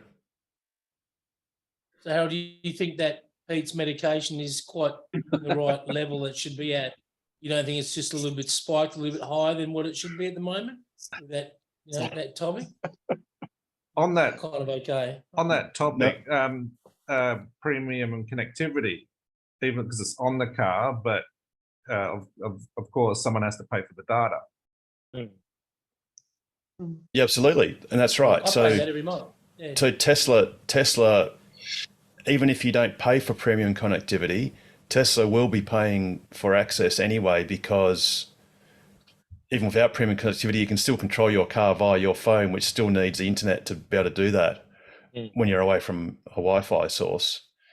So yeah, it's really appropriate that Tesla does charge for it, because otherwise you've got to have a liability on your balance sheet for the lifetime of your car. Actually, on the premium connectivity, when I went to York, I borrowed Leonie's car because I took a couple of mates down as well, across, and her premium connectivity had run out. So I just said, "Is it okay if I just do it?" And she said, "Yeah, go for it." So you just do it on the car, and I just, swiped right, and it went off, and it went back on, and there you go, job done. And I was like, "How cool is Tesla?" Did you swipe right, Paul? Yep, I swiped right. Paid $10. Okay. So got what I paid for. You meet some new guy, didn't you? Oh yeah, took two. I met a couple of guys actually, and I think I convinced them for the Model Y now. So yeah, because they're 6'5", so they were a bit worried it was too small, but not too small, mate. There you go. Sorry. I think the cogs are wearing in Jared's head there. You're talking earlier about the long-range version of the Model Y for Australia. What about the third row seat in the Model Y? Even though it's a bit cramped, but it's certainly for kids. It's for younger children. Don't know, Damon. What do you reckon? That's there's no sign of it. Are they actually available in the States? I think they might be. I think so. They are. As an Yes, option. they are. Yep. But if you sit in the third row seat, I can't remember. I think you've got to be shorter than about 5'7". Is it 5? 5'7". So anything taller, size. Anything taller or anyone Standard. taller, and you're risking bumping your head against that price. So you wouldn't think there'd be the demand. You'd have no demand for that in Australia. Hang on. Yeah, in fairness, John, there is some circus performers that are driving Model Ys. So, the old circus, the old Carney likes a Model Y. Huh? Hang out with the boys in the back. But for kids, it's perfect. Oh. Yeah, I think that's it there. That's the back row. Whoops. Oh, it just disappeared. Sorry. Just there. That's the back row seat there. But you can see there's virtually there's no leg room at all, really. And yeah, like you say, Pete, you got headroom issues. Yeah. That was Pete's bed for 18 days. That's 17. No, that was his bed. 17. Actually, it was less than Yeah. 17. Yeah. So actually, Harold, Rob told me that because I thought Neil had beat my time, but he said he didn't actually. He said he worked it out, and yeah, he was a little bit. So he was 16 days and 20 hours odd, and he said, yeah, I was. Can't remember how many, but yeah, 16 days and a few less hours. I think. Yeah, they worked There it you out, Pete, that he actually stayed an extra 2 days on the Gold Coast at the casino, that same casino that you stayed at for 4 days. So yeah, it worked out that it was a little bit slower than you by 2 days. He had a big last day. I mean, you wouldn't even call it a day because he basically drove for 28 hours and he had a 2-hour break when he saw his son. This is according to him on Twitter. He had a 2-hour break. So he drove from, I think it was Rockhampton to Canberra, which is not something that anyone would recommend. He drove 28 hours straight, Harold. Well, he didn't drive 28 hours, but he was awake for 28 hours straight because there was no indication that he actually, well, in fact, you can't because I was going to say for you to have a snooze because when you're supercharging, which is what the majority of that trip from Rockhampton to Canberra would have been once you hit Gympie, you only supercharge for a maximum of about 20 minutes, and that's not a rest time in anyone's language. So it's not. No one would recommend. If that was a truck driver, it'd be illegal, dramatically illegal. So it's as relaxing as autopilot is, it's not something it would recommend. It's not something that Pete or I ever went anywhere near like doing, because it's just not a pleasant way to drive. But look, Neil was on a mission, and that's fair enough. And thankfully, everything worked out. Yeah, and everything. Thankfully, he arrived home safely. Was he sponsored by Pablo from Mexico? I think it was sponsored by Nodos. Neil sponsored? I think it was sponsored by Nodos or Dexcaf or something like that. Yeah, No. or he might have been hanging out with that truck driver that would drive the same 28-hour shift. But He would have yeah, the same formulas. but he's number 23. So as we speak, there are still only 23 people that have driven around Australia, or 22, because some idiot did it twice. But then, speaking of idiots, John Edwards is going to go across Australia for about the 3rd or 4th time. So, yes. And that's only the beginning, John. I believe you've got plans to go across again next year. Which one's that? That's the one in Adelaide. March. Yeah, I want to go to the Adelaide Motorsport Festival on the 25th and 26th of March. So in Awesome. Adelaide, we've been invited to go across there with a charger in the car. Isn't it nice how you get invited to go somewhere at your own expense? I think that's very Very generous. Very generous. Yeah. If you guys help some of our posts go viral and we get some good social media statistics, we might have somebody funding us next year. So that's you can help us in that way if you see any of our posts. If you can push them out there to your friends and family, would be good. Absolutely. But I want to get a sponsorship, John, for you for like dim sims. How many dim sims you get across the Nullarbor? So if you do like 300 dim sims or something, where you get a sponsorship from Is the Perth to Sydney annual rally? Is that every year? What's that? Is the Perth to Sydney rally every year? Oh no, this is a one-off. It's a reenactment of a rally that was done in 1968. It's basically a London to Sydney rally they did back in those days, and this is the Perth to Sydney leg of it. Yeah, so it's just a one-off. Is that Nigel in the background there? Yeah, it I saw Nigel. Just leaning up against the could post be. there with hair. It's like Nigel with the hair going on. There you go. So that was There you go. 10,800 kilometres that they drove, and Yep. the trips around Australia were 13,600. Right. Okay. Okay. Hey Pete, how high are Yep. the pants on that guy in the black pants? They're pretty high. Look at these safety pants. There's definitely Harry High pants going on there. Look at those pants. Oh god, that's cold.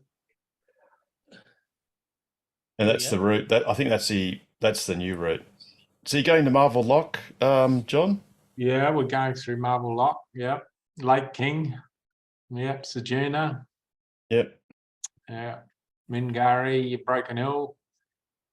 I'm not sure Yeah, we're cool. going. I'm not sure we're going to get to Gun Bar because I think that's all flooded.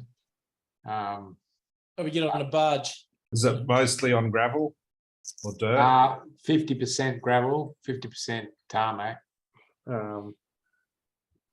So, and we're planning to charge every 200 kilometres. The testing we've done on the gravel roads, we're getting about between 250 and 280 watt hours per kilometre consumption. So, you know, and my battery's been flogged pretty hard. It's down to about 68 kilowatt hours. So, John, have you done the fuel costs for the generators? well, we're running the generators on waste oil, so that doesn't cost. We had Ozcoal, the company, go around collect up all the oil around town. They actually collect up Macca's oil. They gave us a couple of thousand litres. So the oil for the generators has been donated. Yep. But we're going to burn about. So you won't need to buy any. We're going to You won't burn need to about buy any fuel or anything. We're going to burn about $20,000 worth of diesel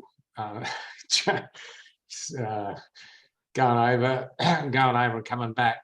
But Ampol are going to buy carbon credits for that. So we're supposedly close to carbon neutral as you can get to do this.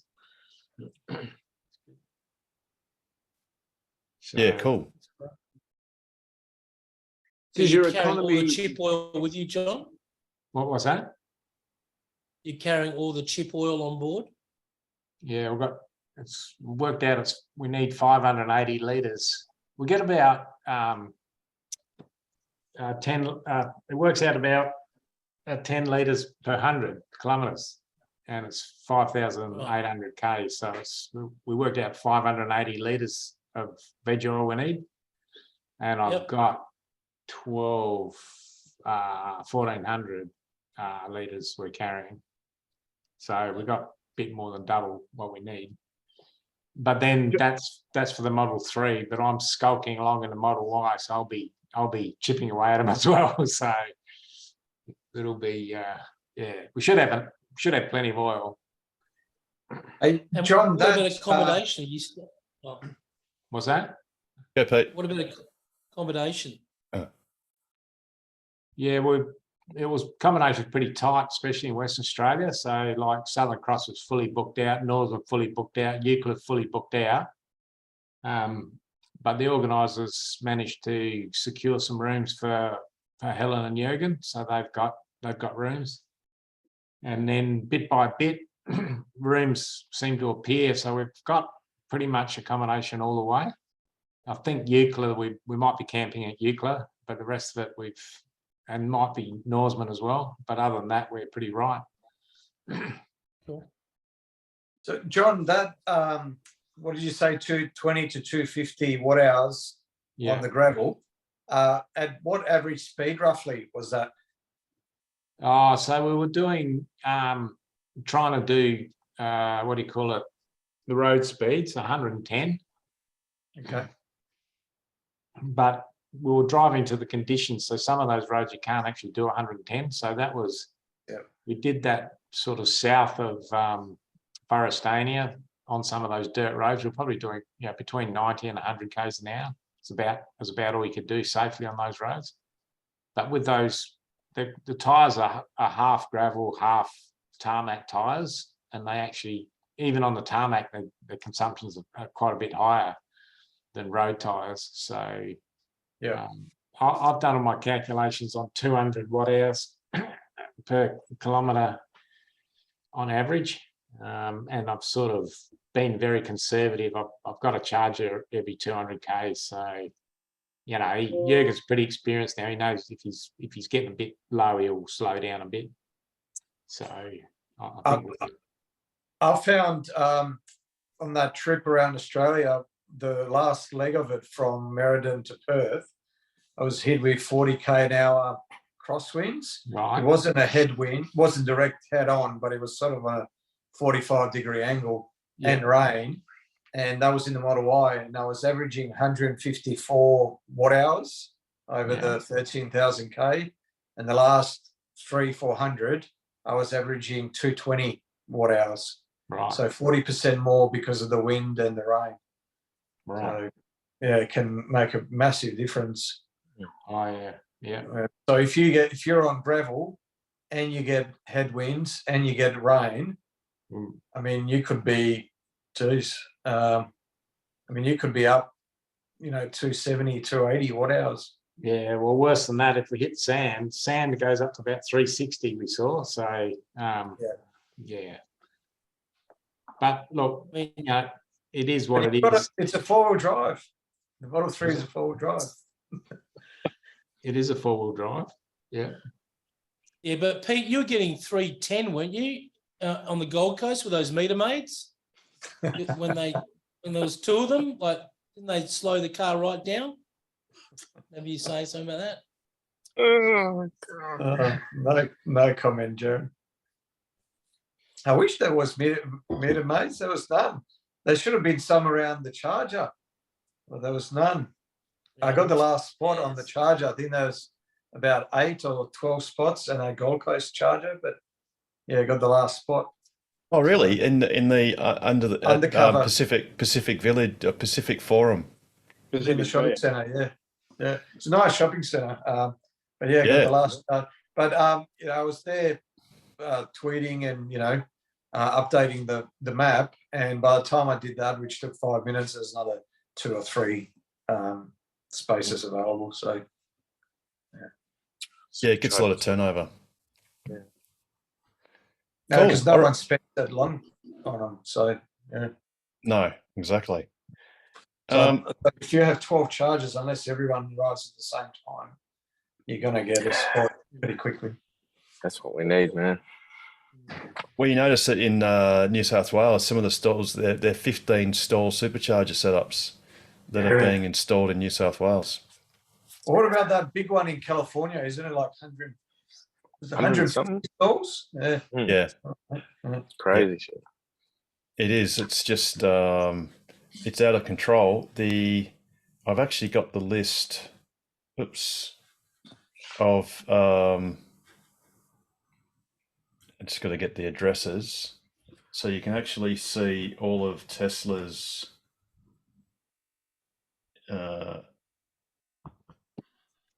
They're basically here. So it's Tesla is the last lot, and Zeus, whatever is the last one, renewables. But yeah, you got 15s, you got 6s, 4s, but yeah, you got 15s and 12s, quite a few. Wow. So Tesla really is going to have some pretty awesome setups. Even Coffs Harbour, which already has a supercharger set up, they're going to put 15 on the highway. So they're really filling back because of high demand, because people shuffling between, I think that's Brisbane and Sydney, off the top of my head. We need that. Oh yeah. Oh, I wanted to say a shout out to Nigel. I watched one of his videos, with the Model Y, with the charging, with your your high power wall charger. I said, good tip, because I actually used that the other day because I pressed it in my car. The charge? Yeah, the flap. Yeah. Yeah. Well, that's because it would not open for mine at all, but the Model 3 would. So I put in a service request Colin came out, couldn't do it. So then I had to take it up to Tesla, and they had it for the day.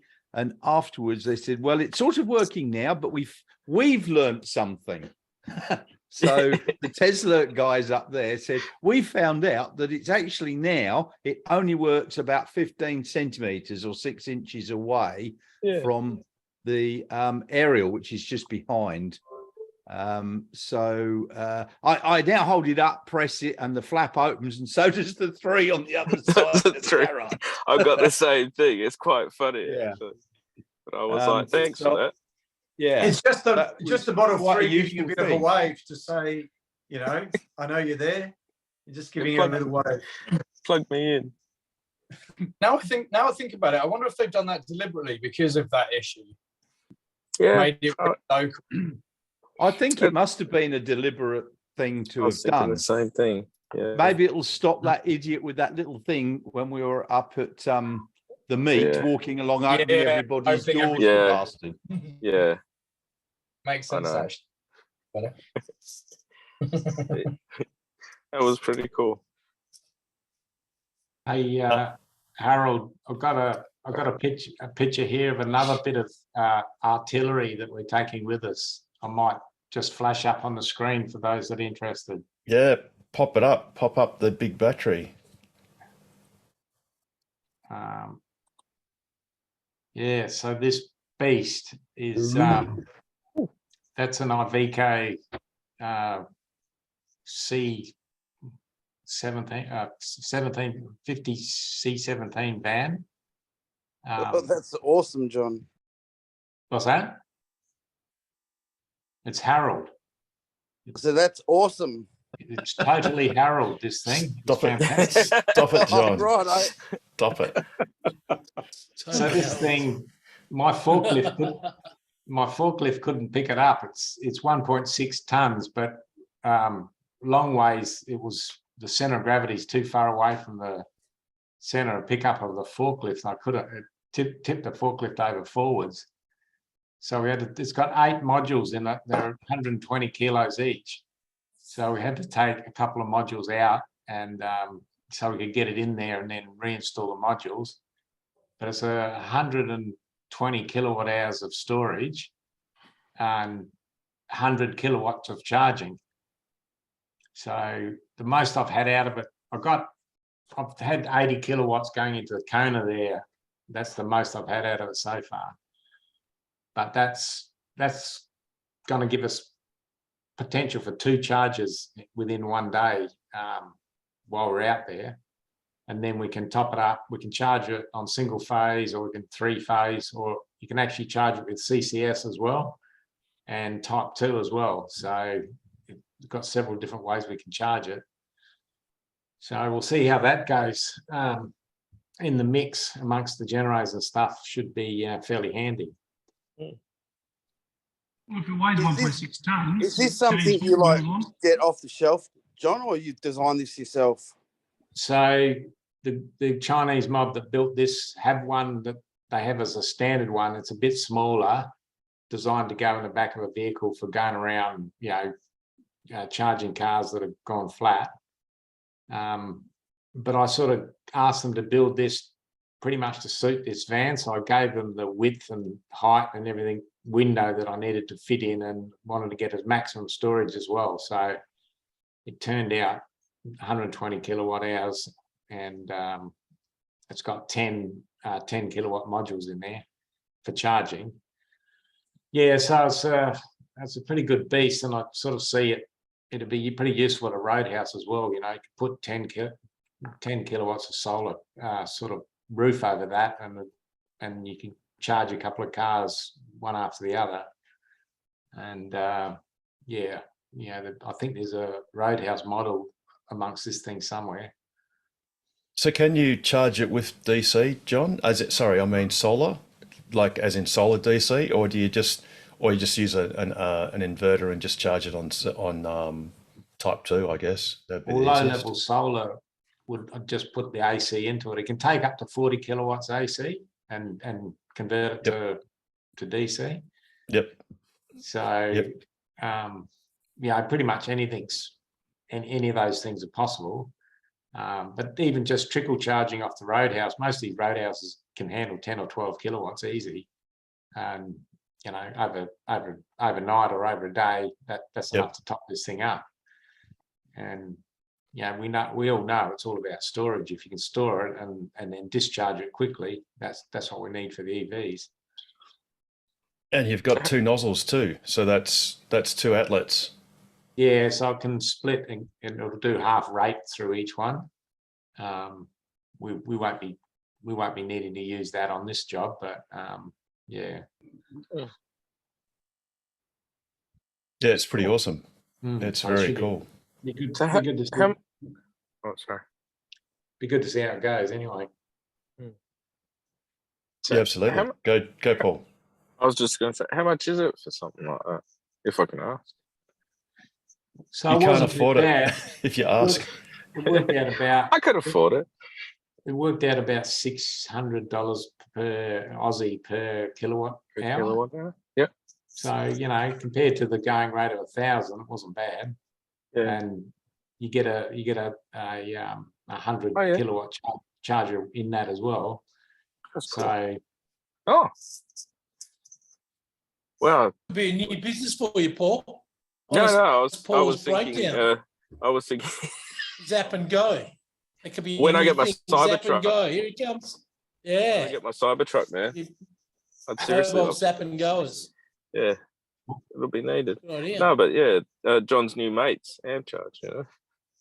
They should do that out in the bush. Recovery vehicle. Yeah. That's so cool. And you get a boost juice as well while you're waiting. Great. That's where it's at.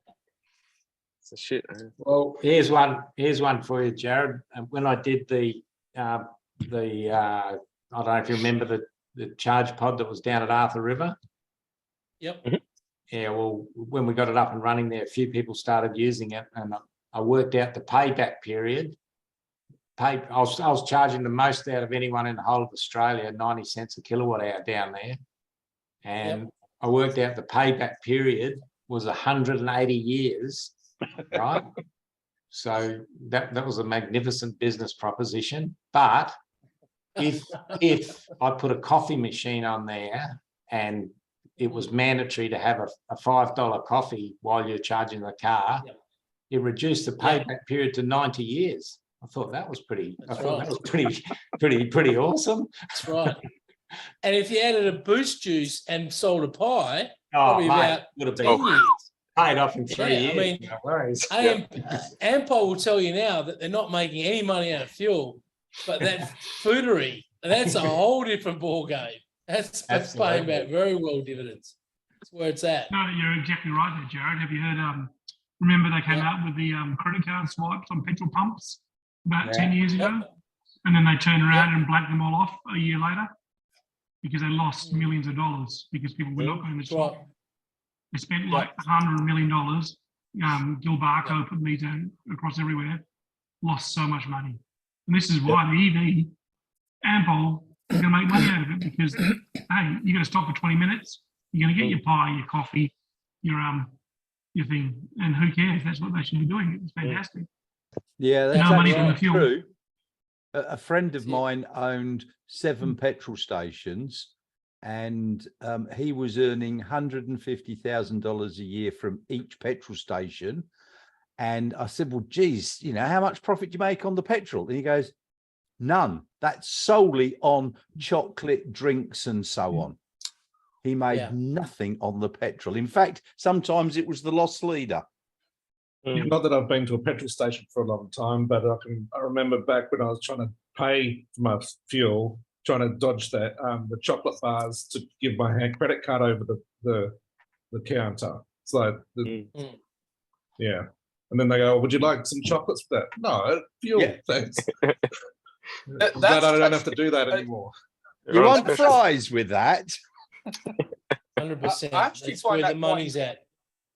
It's quite encouraging though, because it means that once the dominoes start to fall, once enough EVs come along, they're going to make so much more margin on electricity as fuel than they would on actual fuel. That's going to be a serious economic proposition. So that, you know, once we hit that inflection point, I think it'll just become a tsunami. And fuel has to be delivered. Yeah. Whereas electricity goes piped in, fuel has pumps, has cost. Yep. Well, the OHS, or not the OHS, the environmental safety aspects of having the double-lined tanks and monitoring and cleanup and all that sort of stuff, spills. You don't spill electrons. That's right. That's a good day. Servos could actually go back to when I park up with my Tesla at Ampol, I always wear my seal pup fur boots because I always care about the environment. I always like to put my seal pup fur boots on. That's not going to ruin the climate. Keep my feet warm. Yeah, it's all about the climate. Oh yeah, grid serve. Yeah, that. Wicked. So there it is, the petrol station of the future. Yeah. Well, they have to have like 30-something chargers, fast chargers or something, isn't it? Yeah, they've got 50, 100, 150 and it's even more impressive than I'd heard. Yeah. That looks so cool. Amazing. I know they bought out eco-electricity. That looks like pull alongside, so you can actually pull alongside with the trailer on those ones. Yeah.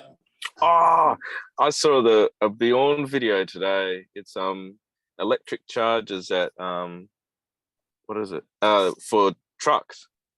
So it's like truck bays and that sort of stuff. And it was so cool. They had a whole bunch of trucks lined up charging. They're 360 kilowatt fast chargers. And one truck was actually getting 350 kilowatts, like 48%. It was amazing. What's the semi going to be, Harold? Is it about a megawatt? Or up to about a megawatt? It's about a megawatt. Yeah, that's using the mega chargers. Mega charger, which is Yep. And I think the mega charger was 1.6 megawatts. Well, it's dimensioned up to 3 megawatts. The standard is dimensioned to 3 megawatts. Yeah. But at the moment, Tesla are using the older version of the standard connector, which has I think they call it, they describe it as the tuning fork version, whereas CCS have now using circular pins. It's really just an oversized version of a CCS, very much oversized. In fact, I'll try and bring it up in a sec if you just talk amongst yourselves. It's triangle shaped, isn't it? It's a triangular actually, shape, while we talk among ourselves, Pete, you want to give us a rundown of what's going on Sunday? Yeah. Sure, yeah. Do that. Lee was... Pete, just before you start that, you got my email to say, sorry, I don't wake up until I'm supposed to be there.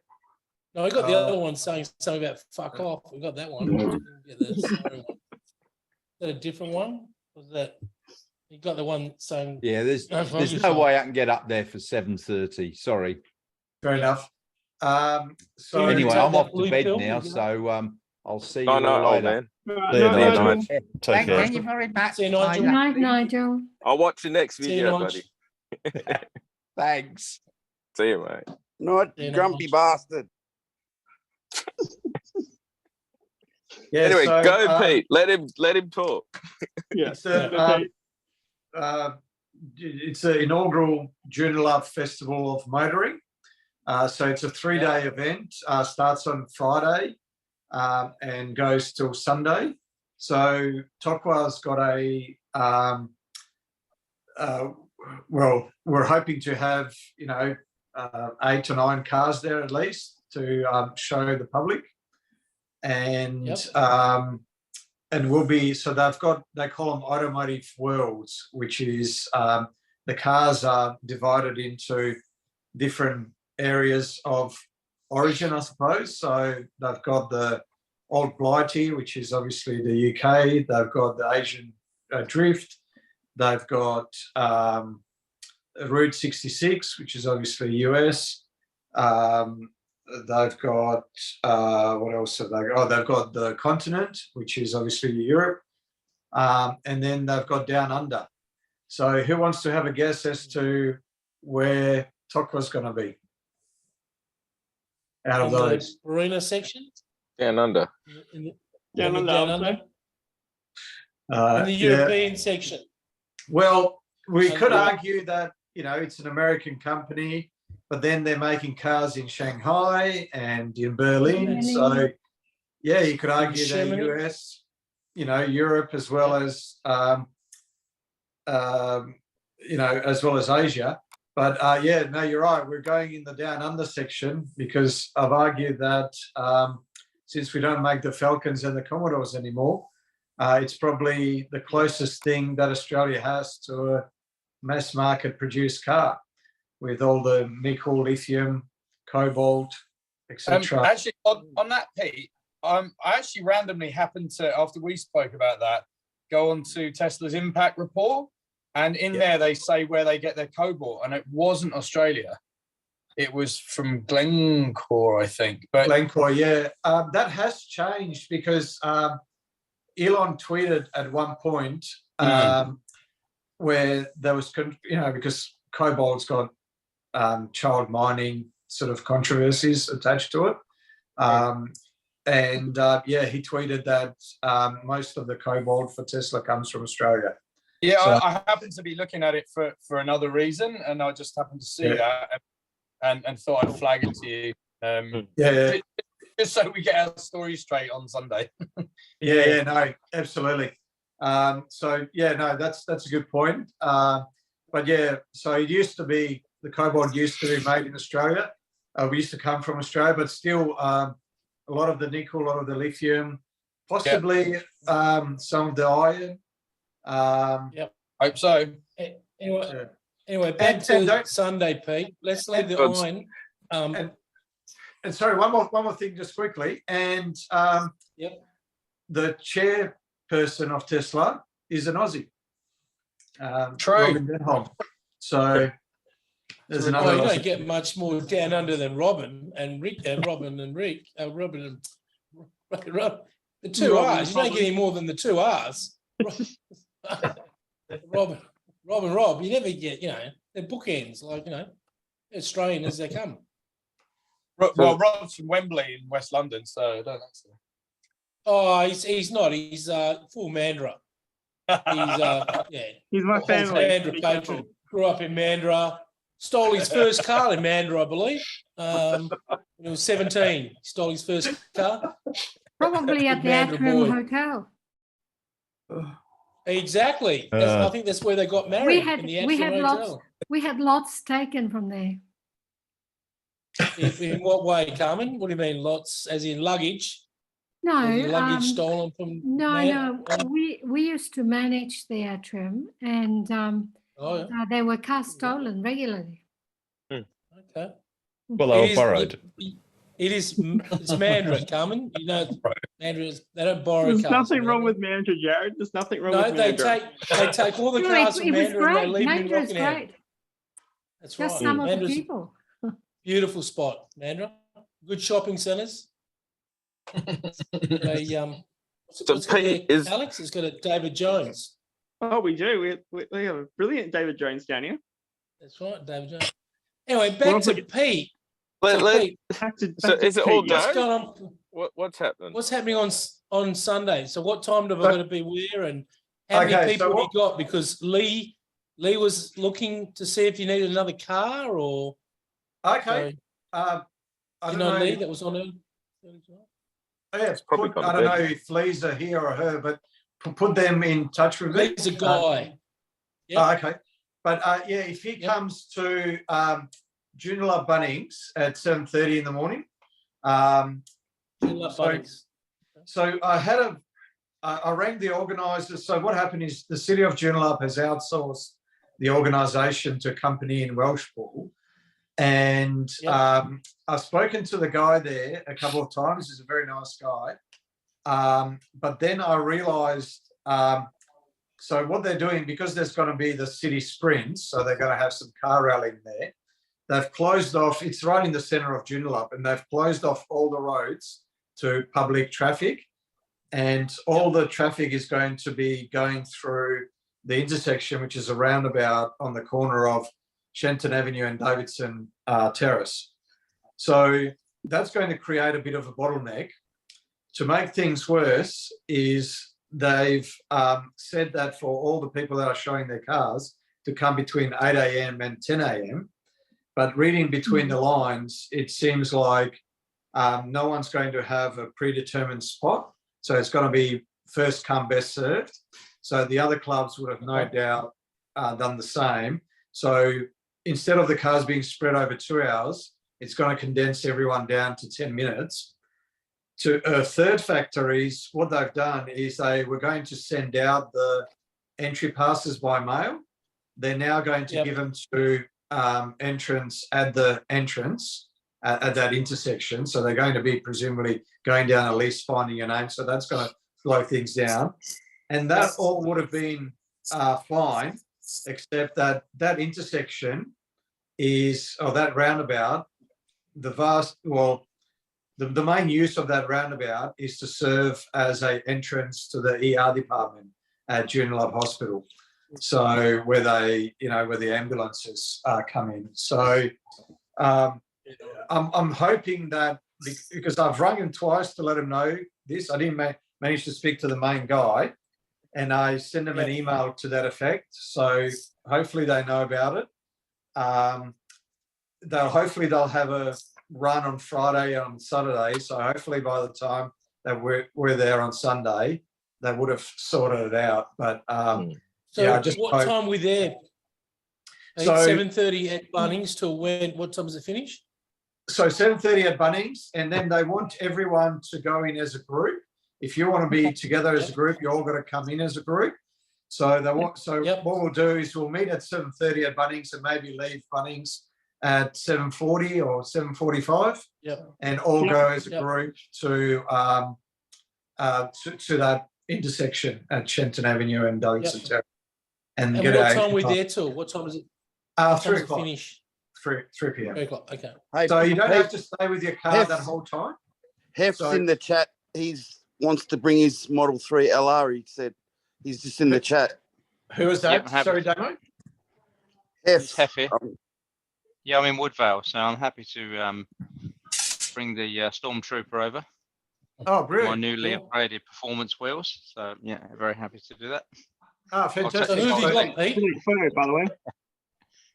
So, Pete, who have you got? So out of the faces that I can see here, we've got Paul. We've got. I'm not in it. Oh, sorry. No, Paul's not available. I'm doing the bloody MP bloody thing instead. Yay. So yeah, sorry. But that's okay. So we got Jared, Next one. Richard, Hef now, Alex, Damo, Joe and Seb, Harold maybe. And Nigel might come a bit later. So out of the guys here, we've got a good, 5 or 6, half a dozen. So cool. should be pretty good. So is there anywhere where other owners here they are. There's park Joe and then and come Seb. in and give you guys a hand to chat? And you guys are looking very distinguished. Where'd you come out of the Royal Tour? Just come off the Royal Tour Caribbean boat, have we? You two, Jesus, what's going on there? Like you might have to unmute yourself, Joe. Paul, what were you saying then, Paul? What's that growth on Seb's head, Joe? He's got headphones. Like some sort of growth going. So Paul's been trying to say something about 3 times now. Sorry, Paul. No worries. I'll be quick. I was just saying, can other owners, is it a paid event or is it free? Can other owners just sort of park somewhere and just come along and give you guys a hand to chat or something like that, or spot people if they need to go to lunch and things like that as well? 100%. So yeah, it's free to the public. If it's anything like some of the Joondalup events that I've been to, where they've been held in the same location, they'll have food trucks, there'll be other events going on, so they'll probably have thousands and thousands of people, so it's probably going to be huge. So yeah, it's very important that we set up near the Whippy truck. Pete, sorry, I do have a question. I need to leave by probably 1:30 at the latest. Is that going to be possible? Yes, I'm pretty sure it will be. Yeah. So the only thing you're pregnant again, and the only thing that they've asked is that you don't just get in your car and start driving off. That you hold down one of the officials, and they basically escort you out So and put your hazard lights on. So maybe speak to Nigel or someone else that was not able to be there at 7:30, and maybe they can replace you. No, no, that'd be cool. No, it's just that we already had to shift something to the afternoon, but it has to happen on that day, so I can't stay for the whole time. No, I understand. And are you bringing one or two cars? Just one. Just the next. Okay. Cool. Awesome. Very good. Just Harold's No, bringing the X. No one wants to see the S. It seems really strange when people talk about my ex. Like, it's your XX. And I've got to say, it's not cruel for me to say there's no love lost. It's the best car. My best car is my next car, and my Y is the next car, so it's the best car. You know how good it is, those Falcon Wing doors, to put a toddler in a car seat. It's game changer. Yeah, but I'm going to show you something. I've got to spotlight myself to do it. Have you got a toddler, Harold? No. Where is it? Something on Amazon, Harold. See, did you buy something on Amazon? Look, that thing there, that bit of white, that scar, that was from Jason Stanley's Model X. Oh, Falcon Wing door. Because I got out of the passenger side just as he was closing the Falcon Wing door, and it just clopped me on the edge. They are a bit Bloody Jason. Anyway. Shocker. But yeah, there's no love lost Seb between and exes. Joe, you're going to be there on Sunday? Seb and Joe, you happy couple, you? I'm talking, are you going to be there on Sunday? Are you showing up? Hey, come in, Joe. Come in. Hello. Seb will. Come in. Seb will. Seb's gonna be there. Read the chat. Oh, I don't read that chat stuff. That's all Oh. dodgy, that chat stuff. I'll read it for you. Seb will be there because we have Seb Life Saving. You guys have always got some special event on. Yeah, we're busy Opening- every day, all day, every day. I know, opening bridges and surf life saving and opening up new heart donation plants and hearing centres. The chat says Seb will be there with the Model 3. Thank you.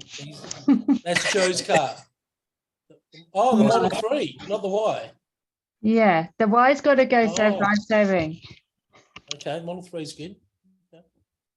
Model 3 will be looking good. So we're looking all good, Pete, then for numbers, are we? Yeah, we should have, hopefully 8 or 10 people there. So, so it looks like we've got another one tonight, courtesy of Hef. So, that's good. Awesome. Well, Hef be and, wearing his... someone mentioned, was that you, Jared, that mentioned Lee? Yeah, Lee, a guy called Lee. Right. So have we got his number? I think I've got his number. Text me his number or text him my number. So no, I don't have his number. He's on the Facebook group. Is he? Yeah. Alex, you're the young juvenile. Can you Facebook him and do what? Yeah, Alex is my young undercover juvenile. He's only 16. As opposed to old juvenile, he's the young juvenile. It's a new Lithuanian You're saying poster he's your boy IT thing. guru. He's more than that. Alex is the man. He's he's not like Paul. He doesn't know the good whippy vans. Paul knows the good Mr. Whippy vans, but Alex is learning. He's just a young learner, so he's just getting the. But yeah, Alex, if you could contact him, Lee, don't you? Yeah, I've got him on Facebook. So what am I 'cause saying? I think he was pretty keen. Just see if he wants to come on Sunday, and if he can let you know, and then we can let Pete know. And it's 7:30 at Bunnings. At Joondalup Bunnings, Pete. What street does that run off? Oh, now you're testing my memory. It's basically the Edgewater or the Joondalup Bunnings. Joondalup Drive. Yeah, Joondalup Drive. Actually, no, Joondalup Drive. It's off a little side street off Joondalup Drive. The one that JB Hi-Fi is on. Just navigate Oh, to. yeah. It's Yeah. too early. was before the sausage sizzles get started. No Yeah. sausage sizzle by that time. Oh, Yeah, really? there is. Honeybush It's Drive. just here, isn't it? Isn't it just That's on the it. corner of? No, Sunji Rise. Sunji Honeybush Rise. Drive. That's it. Yeah. Country Sunji Rise. Rise. Navigate to Joondalup Bunnings. And so we'll meet Yeah, on you the. get 7. So there's a lot of car parks around Joondalup Bunnings. So we'll meet in the northeastern car park. Northeastern, okay. Joondalup Yeah. Drive. Just keep your phones Honey- on, everybody. Keep your phones Yeah. happening. Okay. Yeah.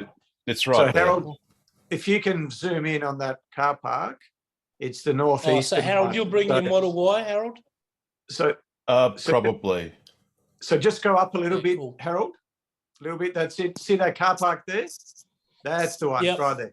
Yeah, that's the spot. It's Pet City. Okay, cool. And then you're going up Lakeside Drive up to, I presume, this roundabout, Pete? I don't know if we'll be able to go up Lakeside Drive because it might be closed off. So you might have to go around and yeah, you've got the roundabout there and enter one through here. that. That's the one there, yeah. That's Shenton Avenue and the south, you know, the road that runs south of that, that's that Davidson Terrace. And that's the hospital there. Yeah. That's emergency right there. Oh, no, sorry, there. Yeah, and so that's the only way to get to that emergency is through that roundabout. And then where's the actual event? Where's the oval and stuff? So it's where Central Park is. Actually, what I'll do is I'll put up a map. See Yeah, if probably I- a good idea to post a map out, Pete. So Yeah, Alex, I have can you on, forward that too? It's on your email, Jared. I sent it through last week. On my email. Yep. Yeah, because we'll Uh, come along later, but by train, Hmm. because you said it was near the station. It So is. I have Yeah. no idea where I'm going. What's it called? Oh, you can't miss it. It's Joondalup, Joe. It's a big area. No, I know Joondalup. Yeah, but where's the You can't. event? It's I'm at Central running. Park. So I'll show Central you. Park. Okay. Oh, Yeah. So I'll see if I Right can near the pull up a map. Navigate to Central Park, Joondalup. maybe Carmen and Pete Ship might pop down just for, Sunday afternoon. I'm going to see Mrs. Harris Oh, goes here- to Paris. Oh, It's a fundraiser. It's a fundraiser for a group. and your excuse, Mr. Ship? You're You're on muted, mute, by the buddy. way, son. Yeah, you need to take off mute. Pete, take your mute off. Yeah, I haven't worked one out yet. I'll let you know. Oh, okay. He'll come up with an excuse later. Yeah, you email me some excuse, will you? Yeah, okay. That'd be good. Huh? Dog my homework. You're doing some wedding car somewhere. No, that Pete's- doesn't pay enough. Pete's wedding cars. Or the cake you can eat. Oh, Yeah. God.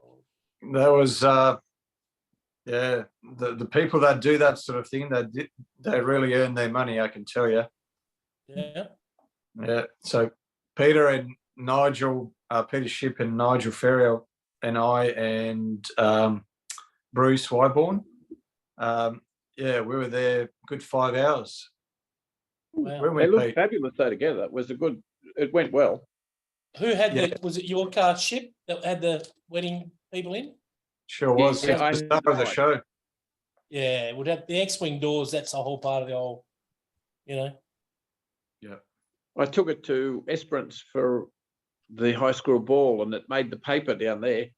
But But with all the the wedding other couple cars, in the back still. all the other cars were fantastic. They were really well presented, but mine was the only one that made the paper. Yeah, well, of course. You've seen one Commodore down there. You've seen them all, I think. What's this park? How do you spell this park, Pete?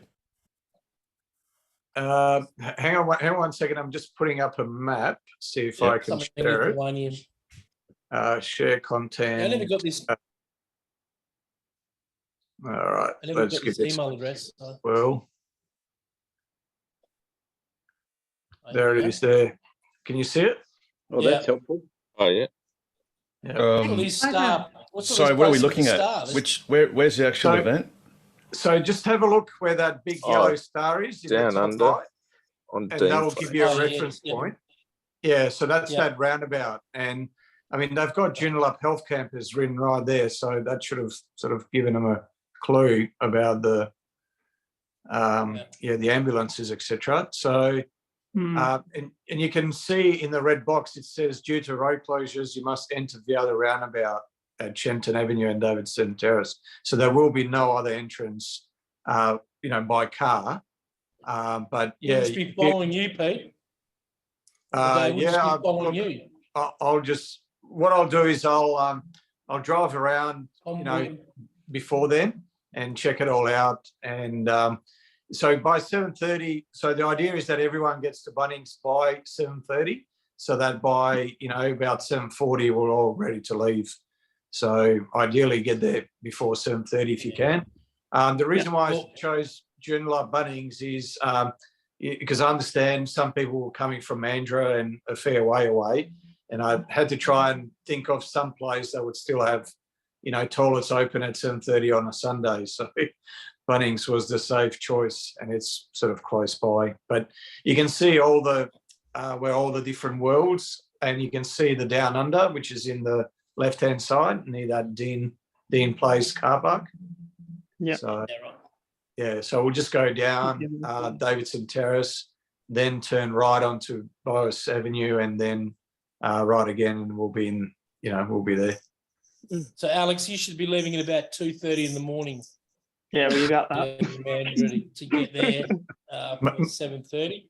Have you got a valid passport, Alex? Yeah, I might take that too. Is your passport got at least 2 months validity on it? Passport. Heck, lunch. Oh, it's gold. It's gold. There you So go. what I might do is I might put that map in the chat for anyone that wants it. Yeah, cool. So presumably we're just in this car park then, Pete, effectively. You'll just be open in the car park. Yeah. So you can see there's a few sort of trees there, but hopefully it's not going to be that hot because it's all on, bitumen, which is a little bit unfortunate. But we'll have the Tokla gazebo there. Yeah, I got that. And one flag. Alex, you got the other I've got flag. the flag. haven't you?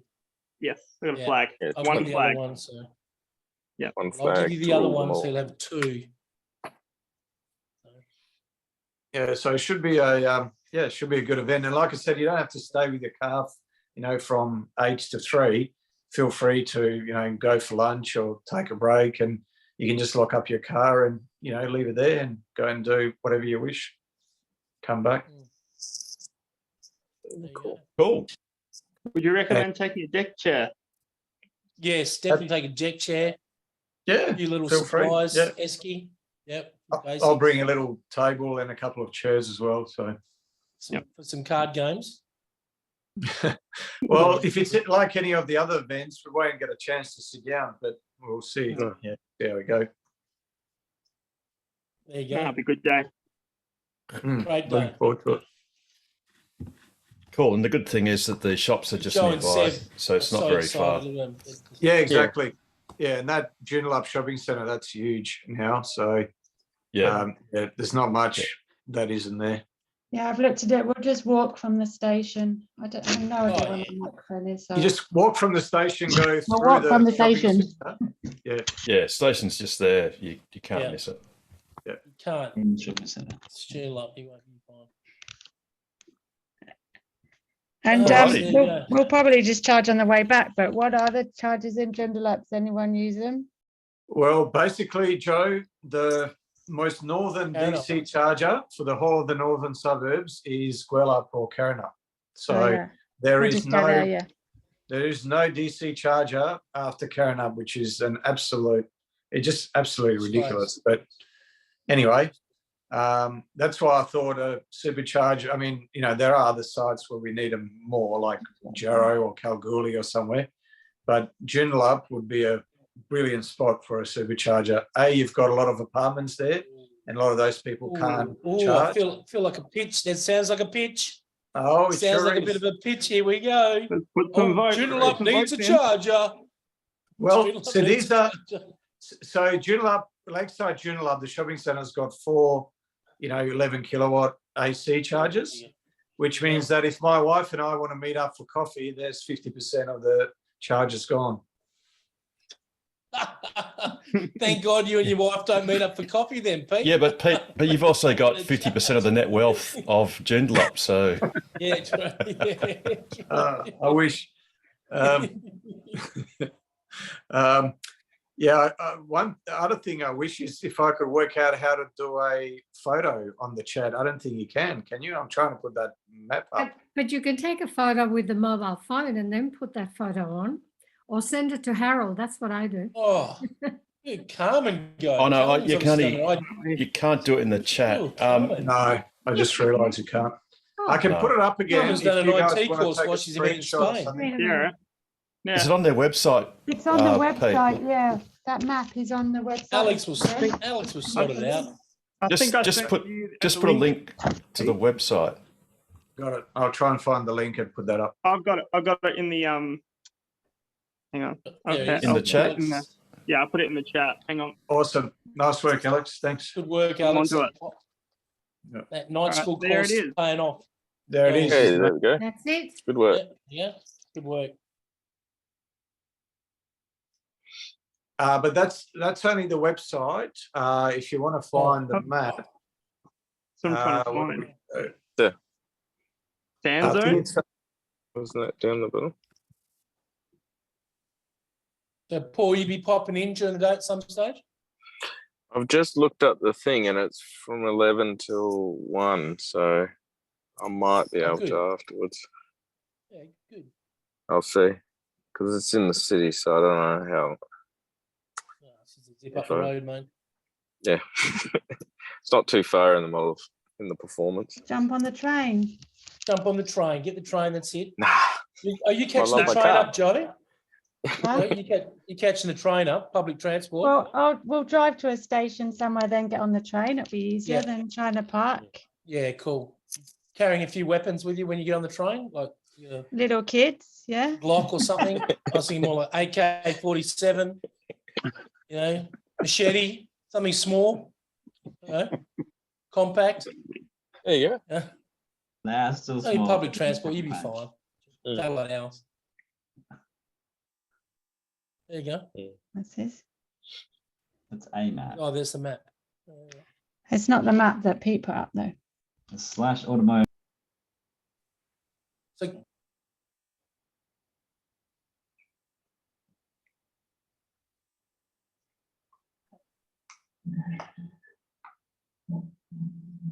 Damon, you be coming down with the red, Damon, you popping in? No, I'm busy on Sunday. Sorry. Oh, hang on. I think I might have found something. Oh, cool. Automotive world. No map. They haven't got great Got it. thing. Look in the chat. That's where the map is. Automotive worlds. Joe, Yeah. those things in your hand, they're actually headphones. I know, but the microphone's in the headphones and the sound isn't Oh, working on keep my. talking into them. It's lap- not on a microphone. Actually, they go in your head in here. Like, Yeah, I'm just thought I'd let you know that it's. But then Seb can't hear what you're talking saying. to them also. The sound is not Muted. working on my laptop. So if I put these on my ears, Seb can't hear. Oh, Alright, there we go. okay. So it's okay.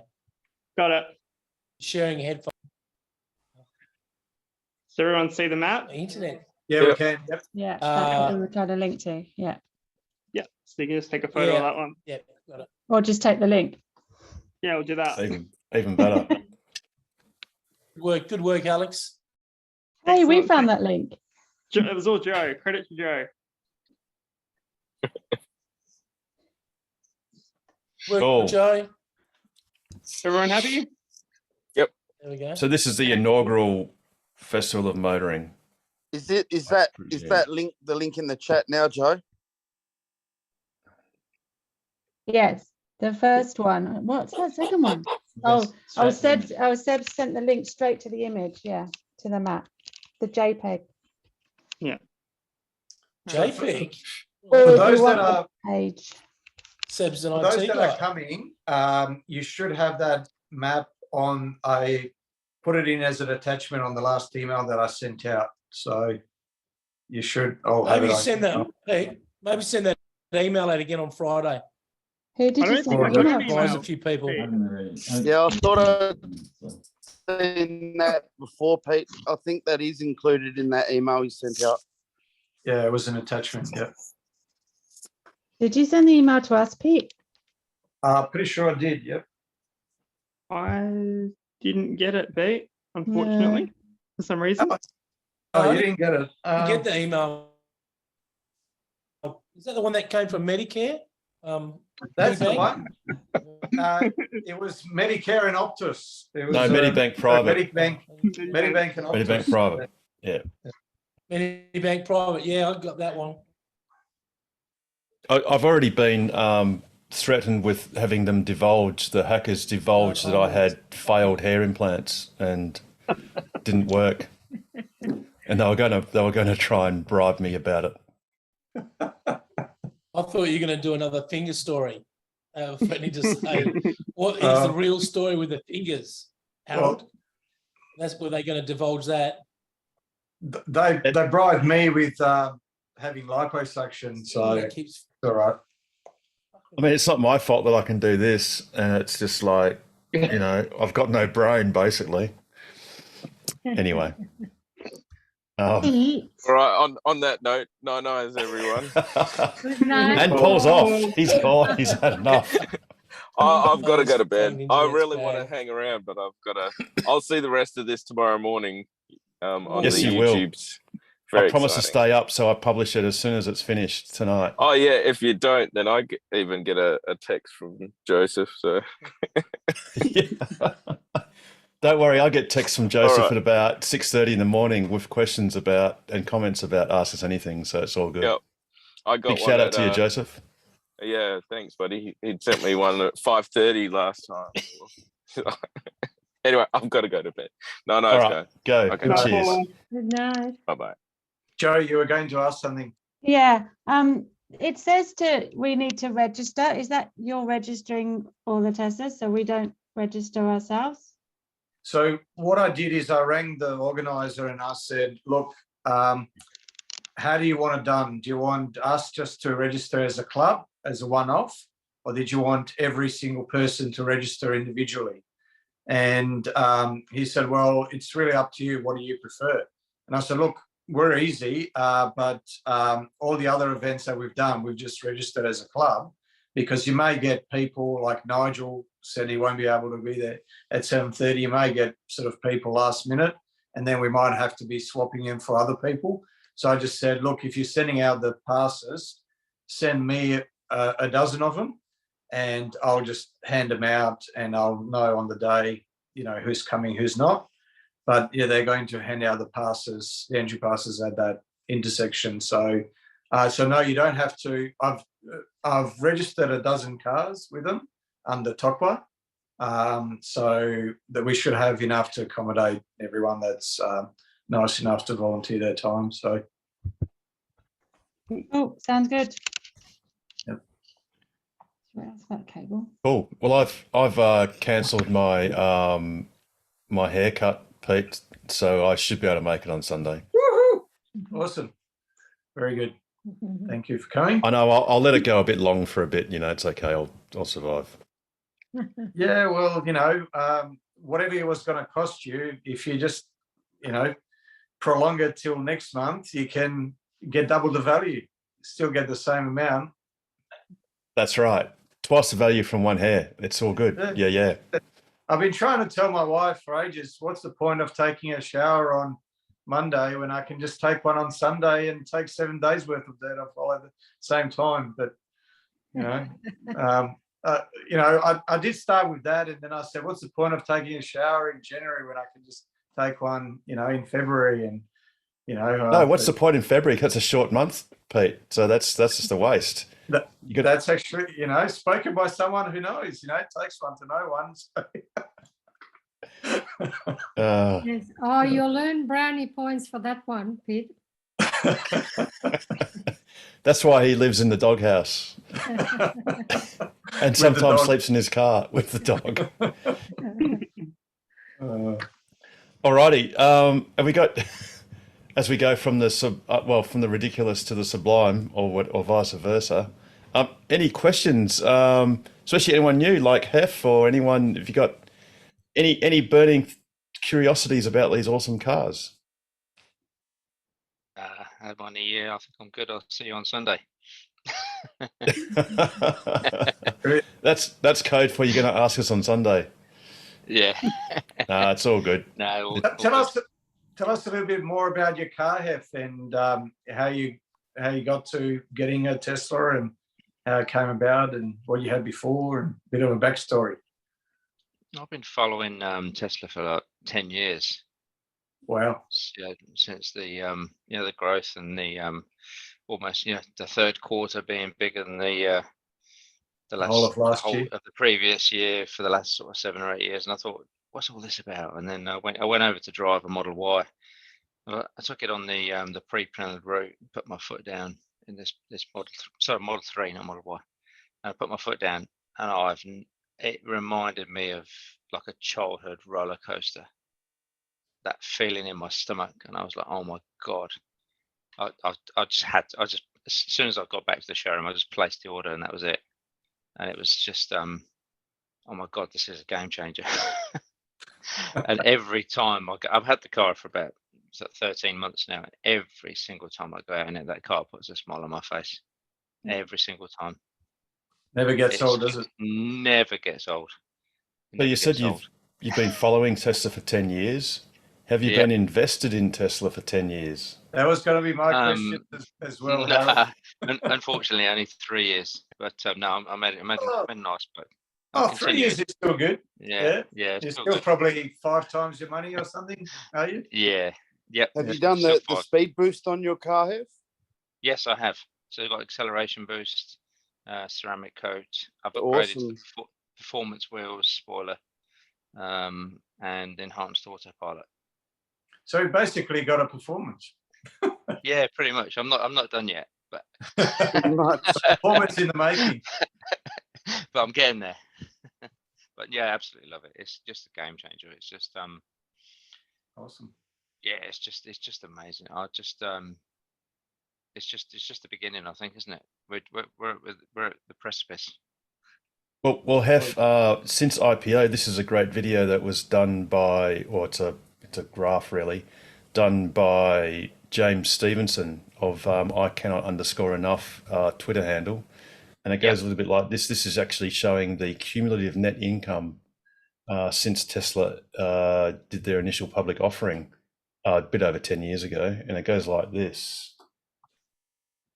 Of course, it's going negative progressively because, they're racking up lots of losses and it's like just oblivion. And this is cumulative. This is cumulative. So they just keep losing money. Like, look at this. Oh, they're going down the toilet. 2020, they're still, oh, hang on. Oh, what? What's that all about? So since Q4 2021, you could say basically all of this year, in effect, they've basically erased, in 3 quarters, they've erased all of their human history of losses in less than a year. And that's the story. And just look at the angle of that trend. If you were a shorter, the trend was their friend until this bend at the end, and now it's all over for the shorters. They did that during COVID, Harold. And that was during a global pandemic with unbelievable logistics issues, chip shortages, to the point where they had to basically redesign entire parts of their circuitry and recode with new processes that weren't necessarily, what you'd use for that component. And you know, incredible. they Just literally looking went at that from graph.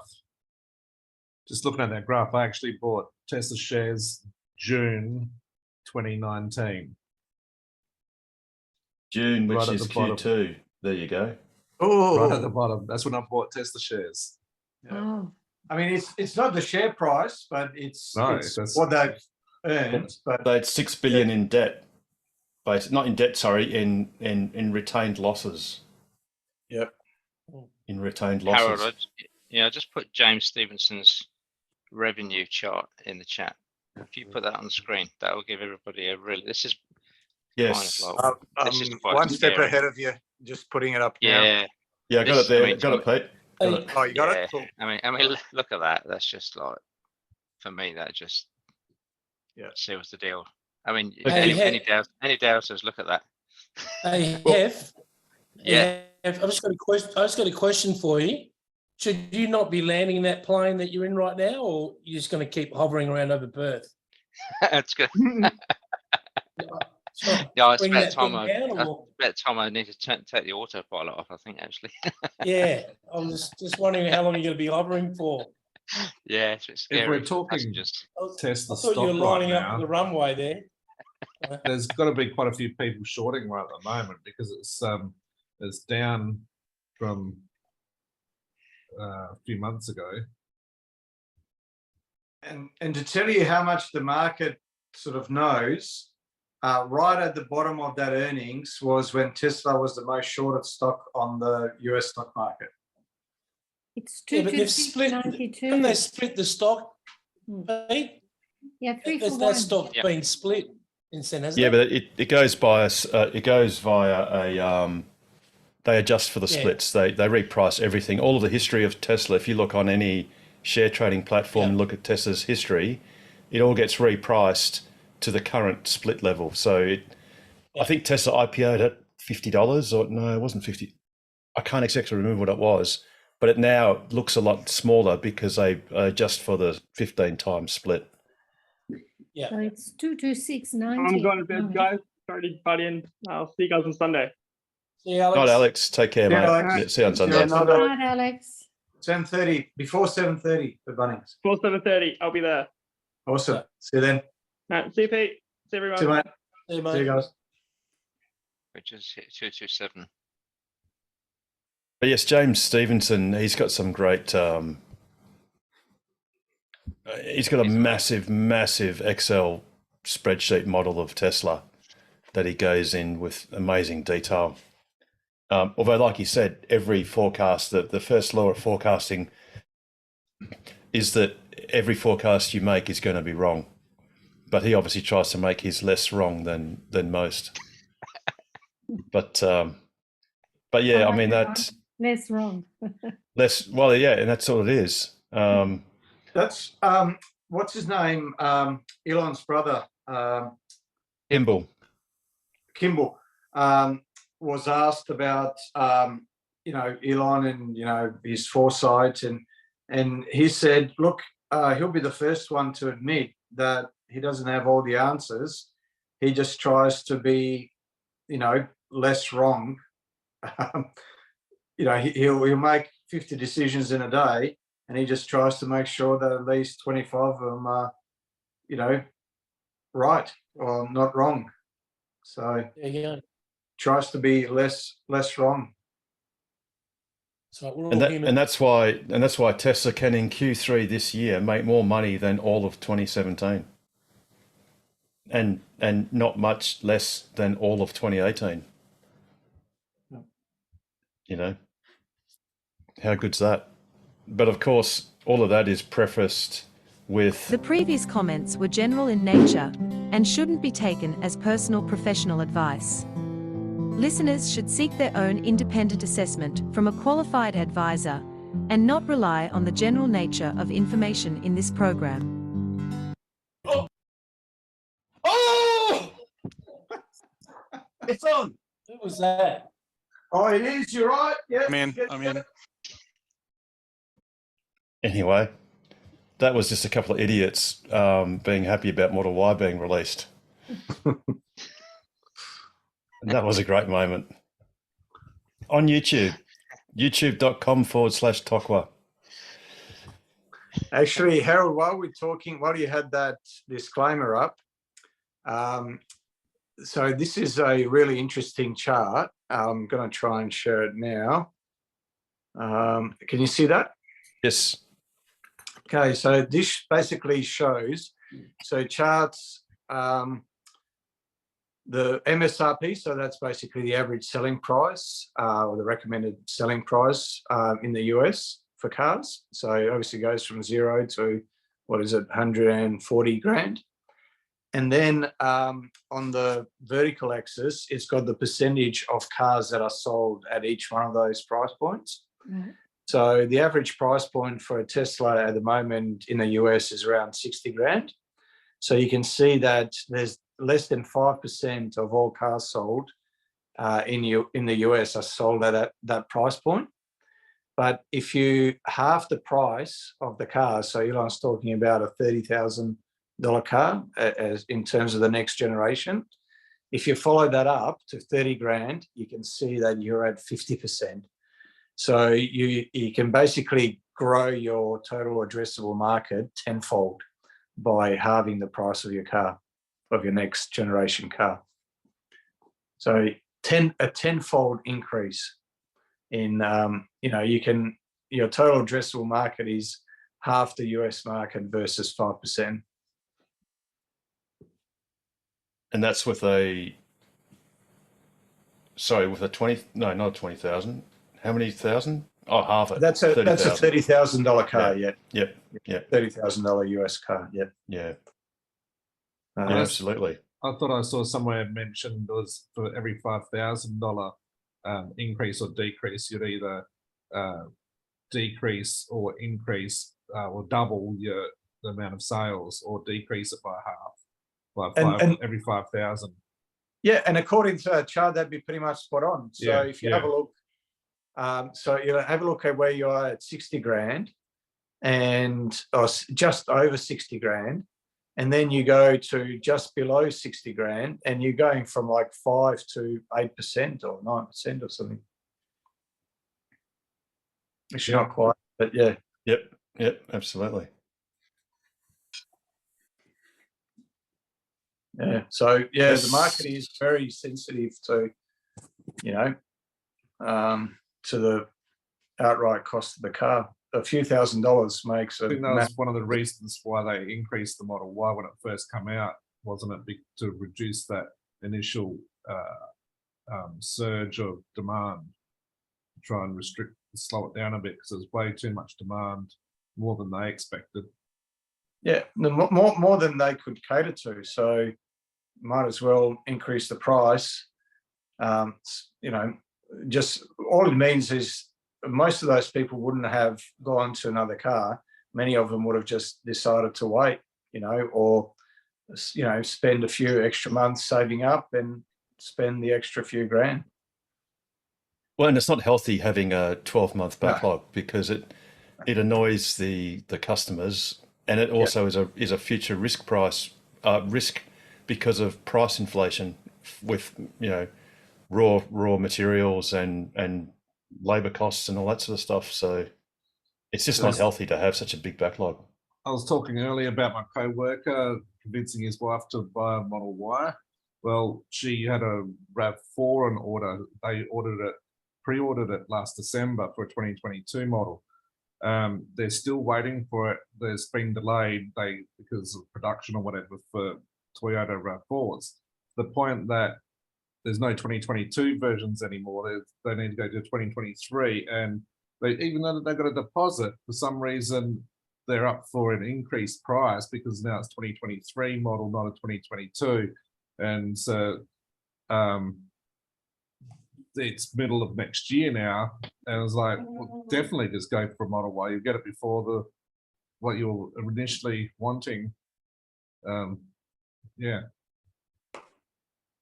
That's right, because they're probably circumventing, I think, under West Australian law, I'd have to look up one of my car contracts, but they can only put up the price by 5%, I think.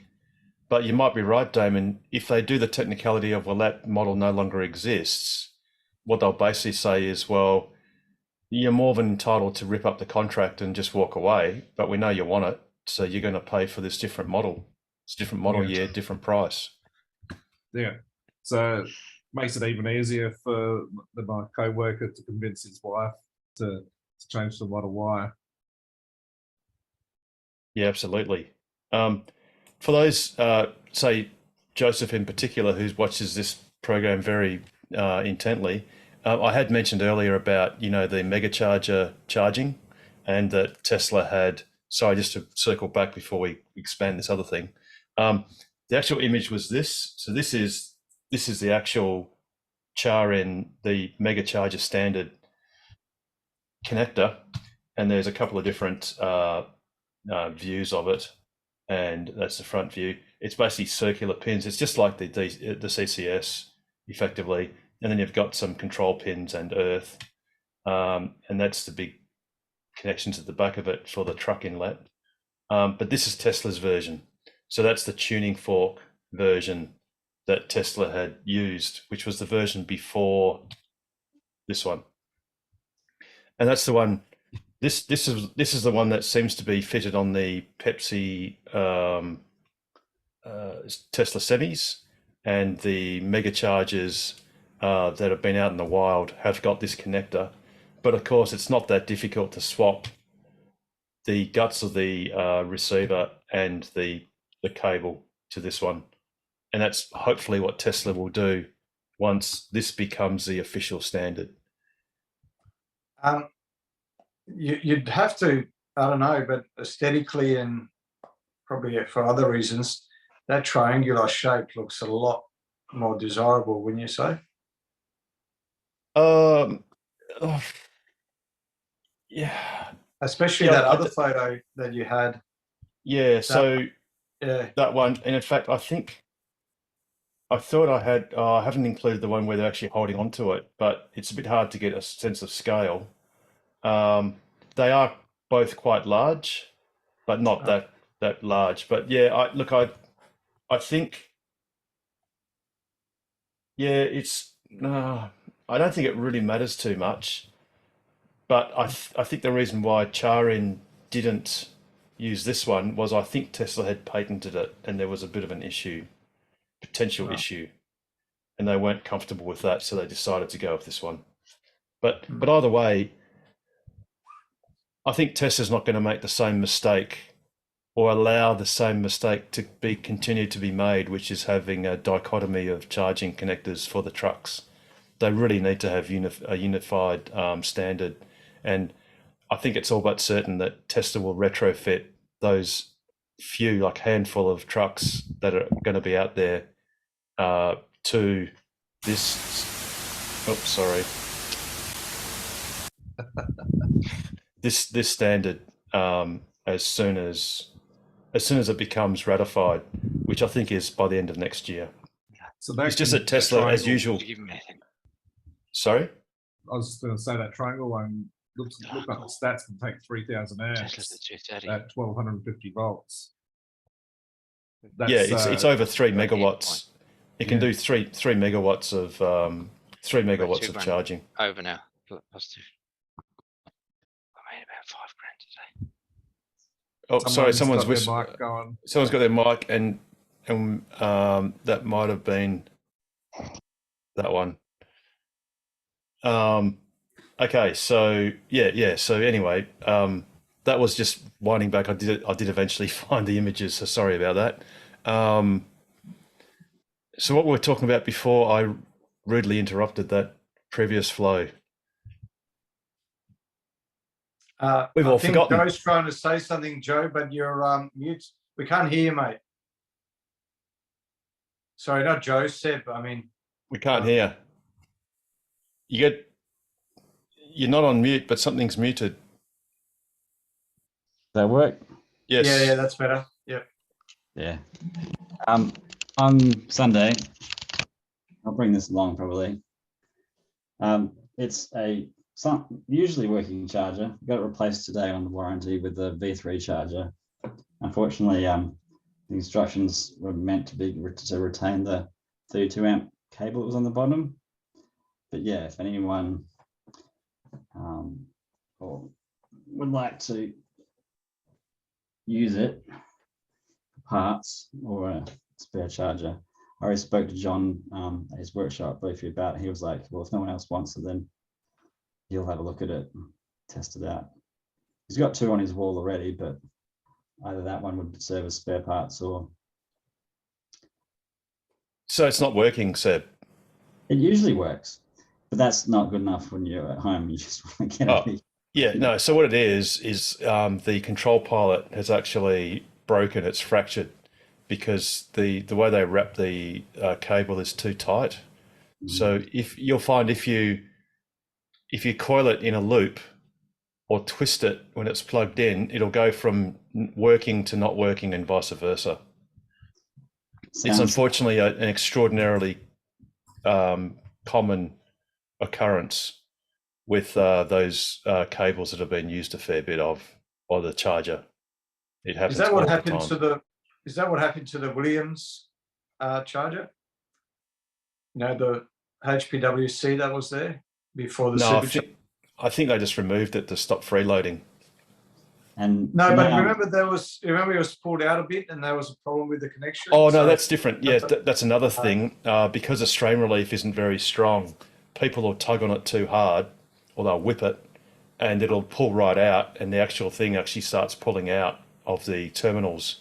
But the instance of the cable failing is depressingly common, and it's basically because, like I said, they've wrapped, because flexible cables like that are done in a spiral, and the idea of that is if you bend it, on average, all of the conductors get stretched and pulled evenly on average, but the control pilot is a very thin wire. It's not a power cable. It's just a control cable, and compared to the thicker mains cables, it's too thin, and it just gets overstretched and just breaks. And I think John Edwards had actually cut back on one of the cables and found something like half a dozen breaks along this cable.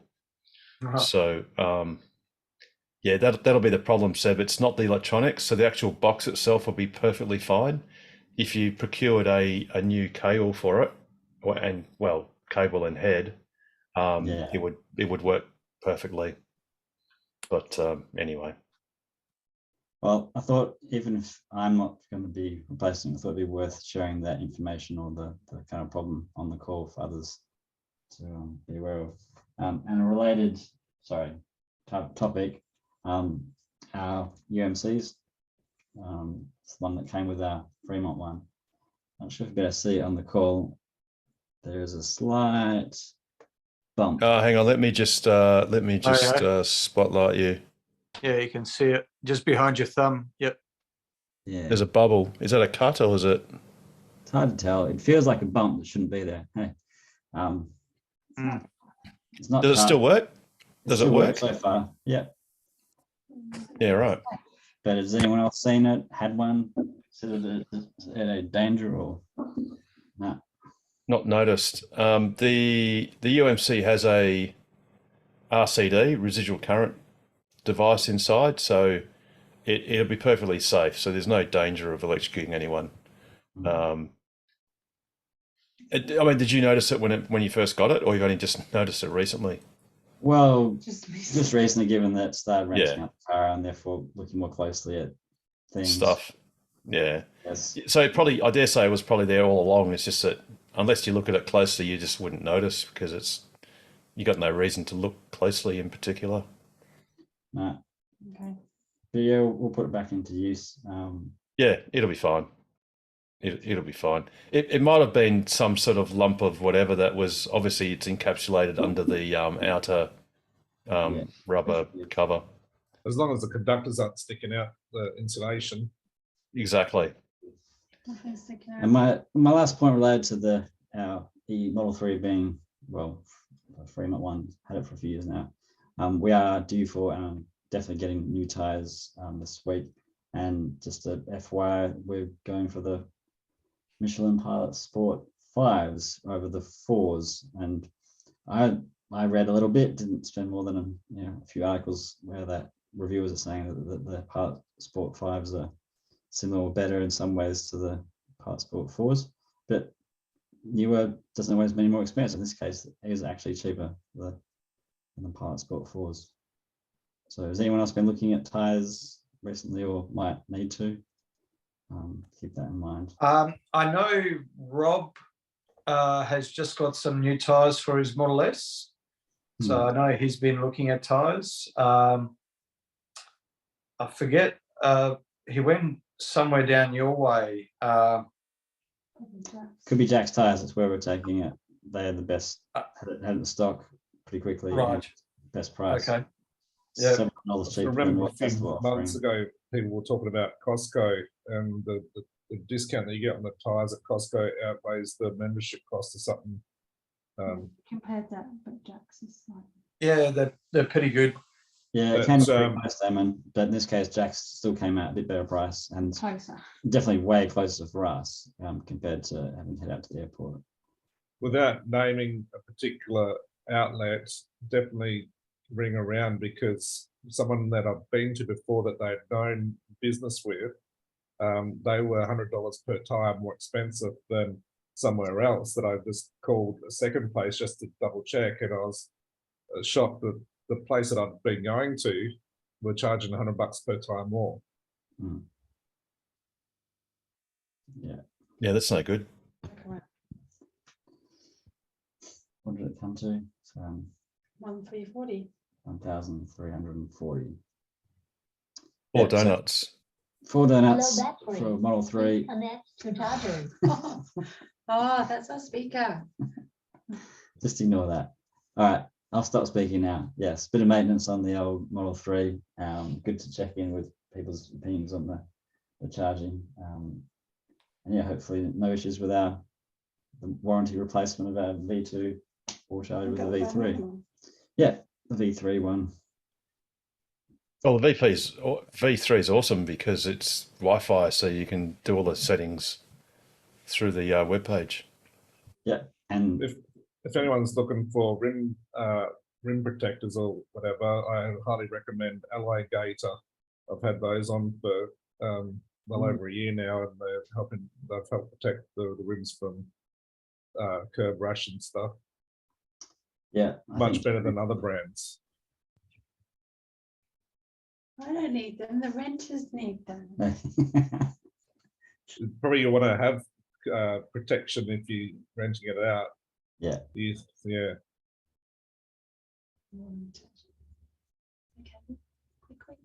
Yeah, unfortunately, I depreciating assets. Yeah. And lastly, what's the latest on buying Type 2 cables? I have asked Harold once about this, but since we're on, I'm out. I've got no stock, and I'm waiting. And sadly, with the dollar, like I think when I bought the last batch, I'd paid something like, I think it was over 70 cents. The Australian dollar was 70 US cents, and now it's like 62, 63. I'm waiting to get quotes back for the price and the freight, because the freight's just, because they're air freighted, because you can't get them by sea because it just takes too long. So yeah, but that's the headline thing. You don't get that. You get I know. You get like 2 cents less. And I noticed actually on Tesla's website, because Tesla used to sell them for $300, their ones, and I'll just go on to the Australian Do you have a big shop. influx of people buying them for every time that? Yeah. Well, I suppose every shipment of cars that come in, the top will get a whole bunch more influx of new members, wouldn't they? So then you'll get a whole influx of new people buying Type 2 cables. Yeah. So, oh, that's strange. It's only 310. I thought I'd seen it higher than that. That's That's used to be interesting. 360 or 350. Yeah, it was 350. That's interesting because now it shows as 310. That's not what I saw the other day. Just reference. Oh, I just bought one and paid bloody $325 for it. Oh, that might have Why been. is- Is that excluding GST? Is that in Australian dollars or US? No, it's ENAU, so that's Australian. But when I looked only a few days ago, it was 350. Or should we just Yeah, add it out was then? it last week or the week before on Top Basket said I think it was 350. Yeah, You brought it up a strange. week or two back. Yes.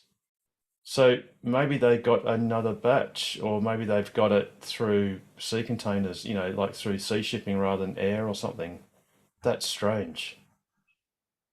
Anyway, but yeah, the problem with the Type 2s is that, yeah, the cost is just going through the roof. It's just crazy. Because 7 cents US or dot, that makes a huge difference. But anyway, so I still have some, but I've got like more people than cables.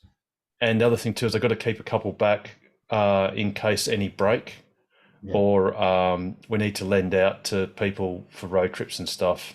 For instance, we've got a spare tire coming back and a cons charger coming back from Canberra as we speak. And in fact, that spare tire also wants to go, and a cons wants to go back to Sydney for one of our members that's going to move from Sydney to Perth. So the good news is, though, Rob has just purchased 4 18-inch Model 3 tyres for the club. So yeah, yep. So we'll have, well, he's got them already. So we'll have 4 extra wheels. Yeah. So wrap Yeah, up that'll the be- to cable discussion, that your recommendation at the moment, Howard, for anyone that wants one within the next few weeks, a couple of months. Oh, just get it from Tesla. Yeah. Frustratingly, Bunnings used to have them, but I think they were actually dear, and now they've ditched them. They had them about 2 years ago, which is really surprising, but only in a few of the locations in Perth, and they weren't cheap. But yeah, look, well, like I said, at the moment, Tesla has them for 310, which is not a price I've seen recently, and I'm quite surprised at that, to be honest. Yeah. Because I'm certain the last time I looked, it was 350, which I thought was correct, which I thought was made sense with all the logistics costs and all that sort of stuff. Hey, Harold, John here. Harold, John here. I'm looking at the EVSE website, that the Type 2 cable 5 metre, 11 kilowatt, is 259. Yeah, wait, Yeah, you but just the said Tesla a one is magic 7 word. No, John, you said the magic word, 7 kilowatts. It's single phase. No, 11 kilowatts. No, but it's a 5 metre one, and the one that okay. Harold showed you is a 7.3 metre one. 7.5. Yeah, the listed was 325, no, it's 259. That's for the 5 metre one. 5 metre, cool. And that's evsc.com.au? Yep. Let's have a look at. So you just went products cables, or you went residential? Yep. No, you went products. That's Type 2 public EV charging cable. Okay, here we go. So we've got 7 kilowatts. So again, that's single phase, 219. Yep. 22 kilowatts, 247. What a bargain. Let's learn more.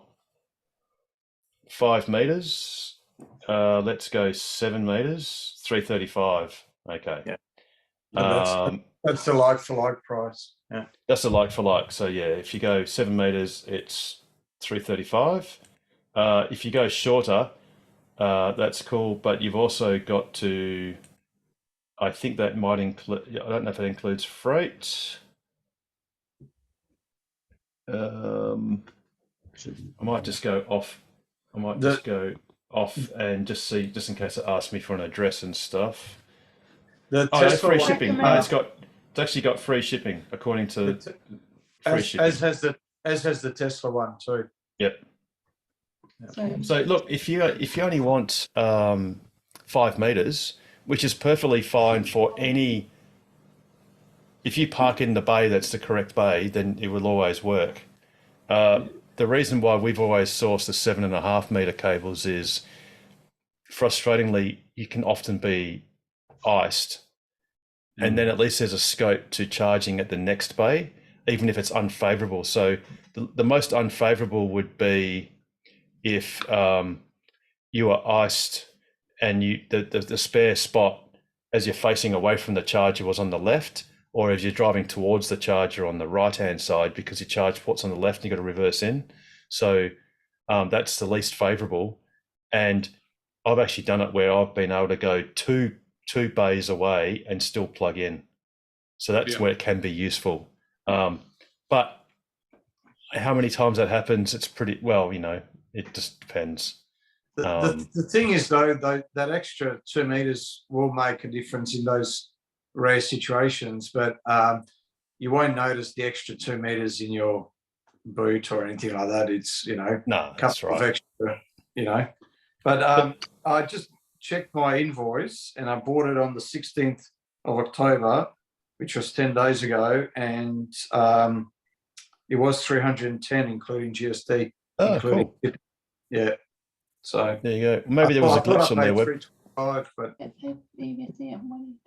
But you look, definitely evse.com.au for 247 for a 5 meter cable. Great deal. Especially when you don't care about length. They don't give you a bag with that, do they? I don't know. I don't know if it said that. I doubt it. It doesn't say. I can't be bothered reading all this construction, blah blah blah. They're blah selling blah. them for $28, the EV cable bag. It's not Maniki's cable, that's for sure. But anyway, there's no need. Don't want to be too picky. I don't think it says. No, it doesn't say there's a bag. But I mean, a lot of people don't use bags. I mean, It's just to include it in the car with the rental. Yeah, well, I think EE should make that mandatory for all cars that they have on their platform, but sadly they don't. The car I rented in Brisbane didn't have any cables except for the UMC. But then again, Brisbane's got superchargers all over the place. But yeah. We've never used a Type 2 cable, and we've charged all around Perth, but turns out that people do need it. Depends on where you drive. I mean, I would have used it, at least 50 times, if not more over the years. So, yeah. Well, Woolworths supermarkets are getting more and more Type 2 chargers, and they are around. Well, Garden City and Mandurah Forum are both, you've got to have a Type 2 cable, plug-ins. Yeah, that's right. Yep. As a Journal as well. Yeah, exactly. But there you go. Yeah, evse.com.au. That's a rare time where they've actually got something that's well priced for the time being until new stock arrives, I presume. And they're available, so they're in stock. Yep. Yes, it does say in stock. Yes, it does show as in stock. So that's what I quite like about that cable is the heads. How they're got a bit of an angle on them. That's pretty good. Yes, yeah, that's quite nice. Yeah, you can see the actual what's the name there. That's an EO charger. Oh, by the way, that was the that's the thing I mentioned last week. Let's see if it shows up again. Yeah, there it is. That's the little flap. That's the little flap for the cable release. If the EO if it loses power, that's a little flap you lift up, and inside there's a little square bolt, I guess you could call it, or shaft that you unscrew and just pull on the fishing line that's inside. Just as an aside. Cool. Has anyone got last drinks for any comments or questions or whatever before we wrap this awesome show up? I was about to say, I'm going to head off now. Yes. Well, don't do that until we do a final sign off. I'll take that as there's no final drinks. So, Pete, at 2 minutes to 11 recording time, how would you wrap up this awesome show?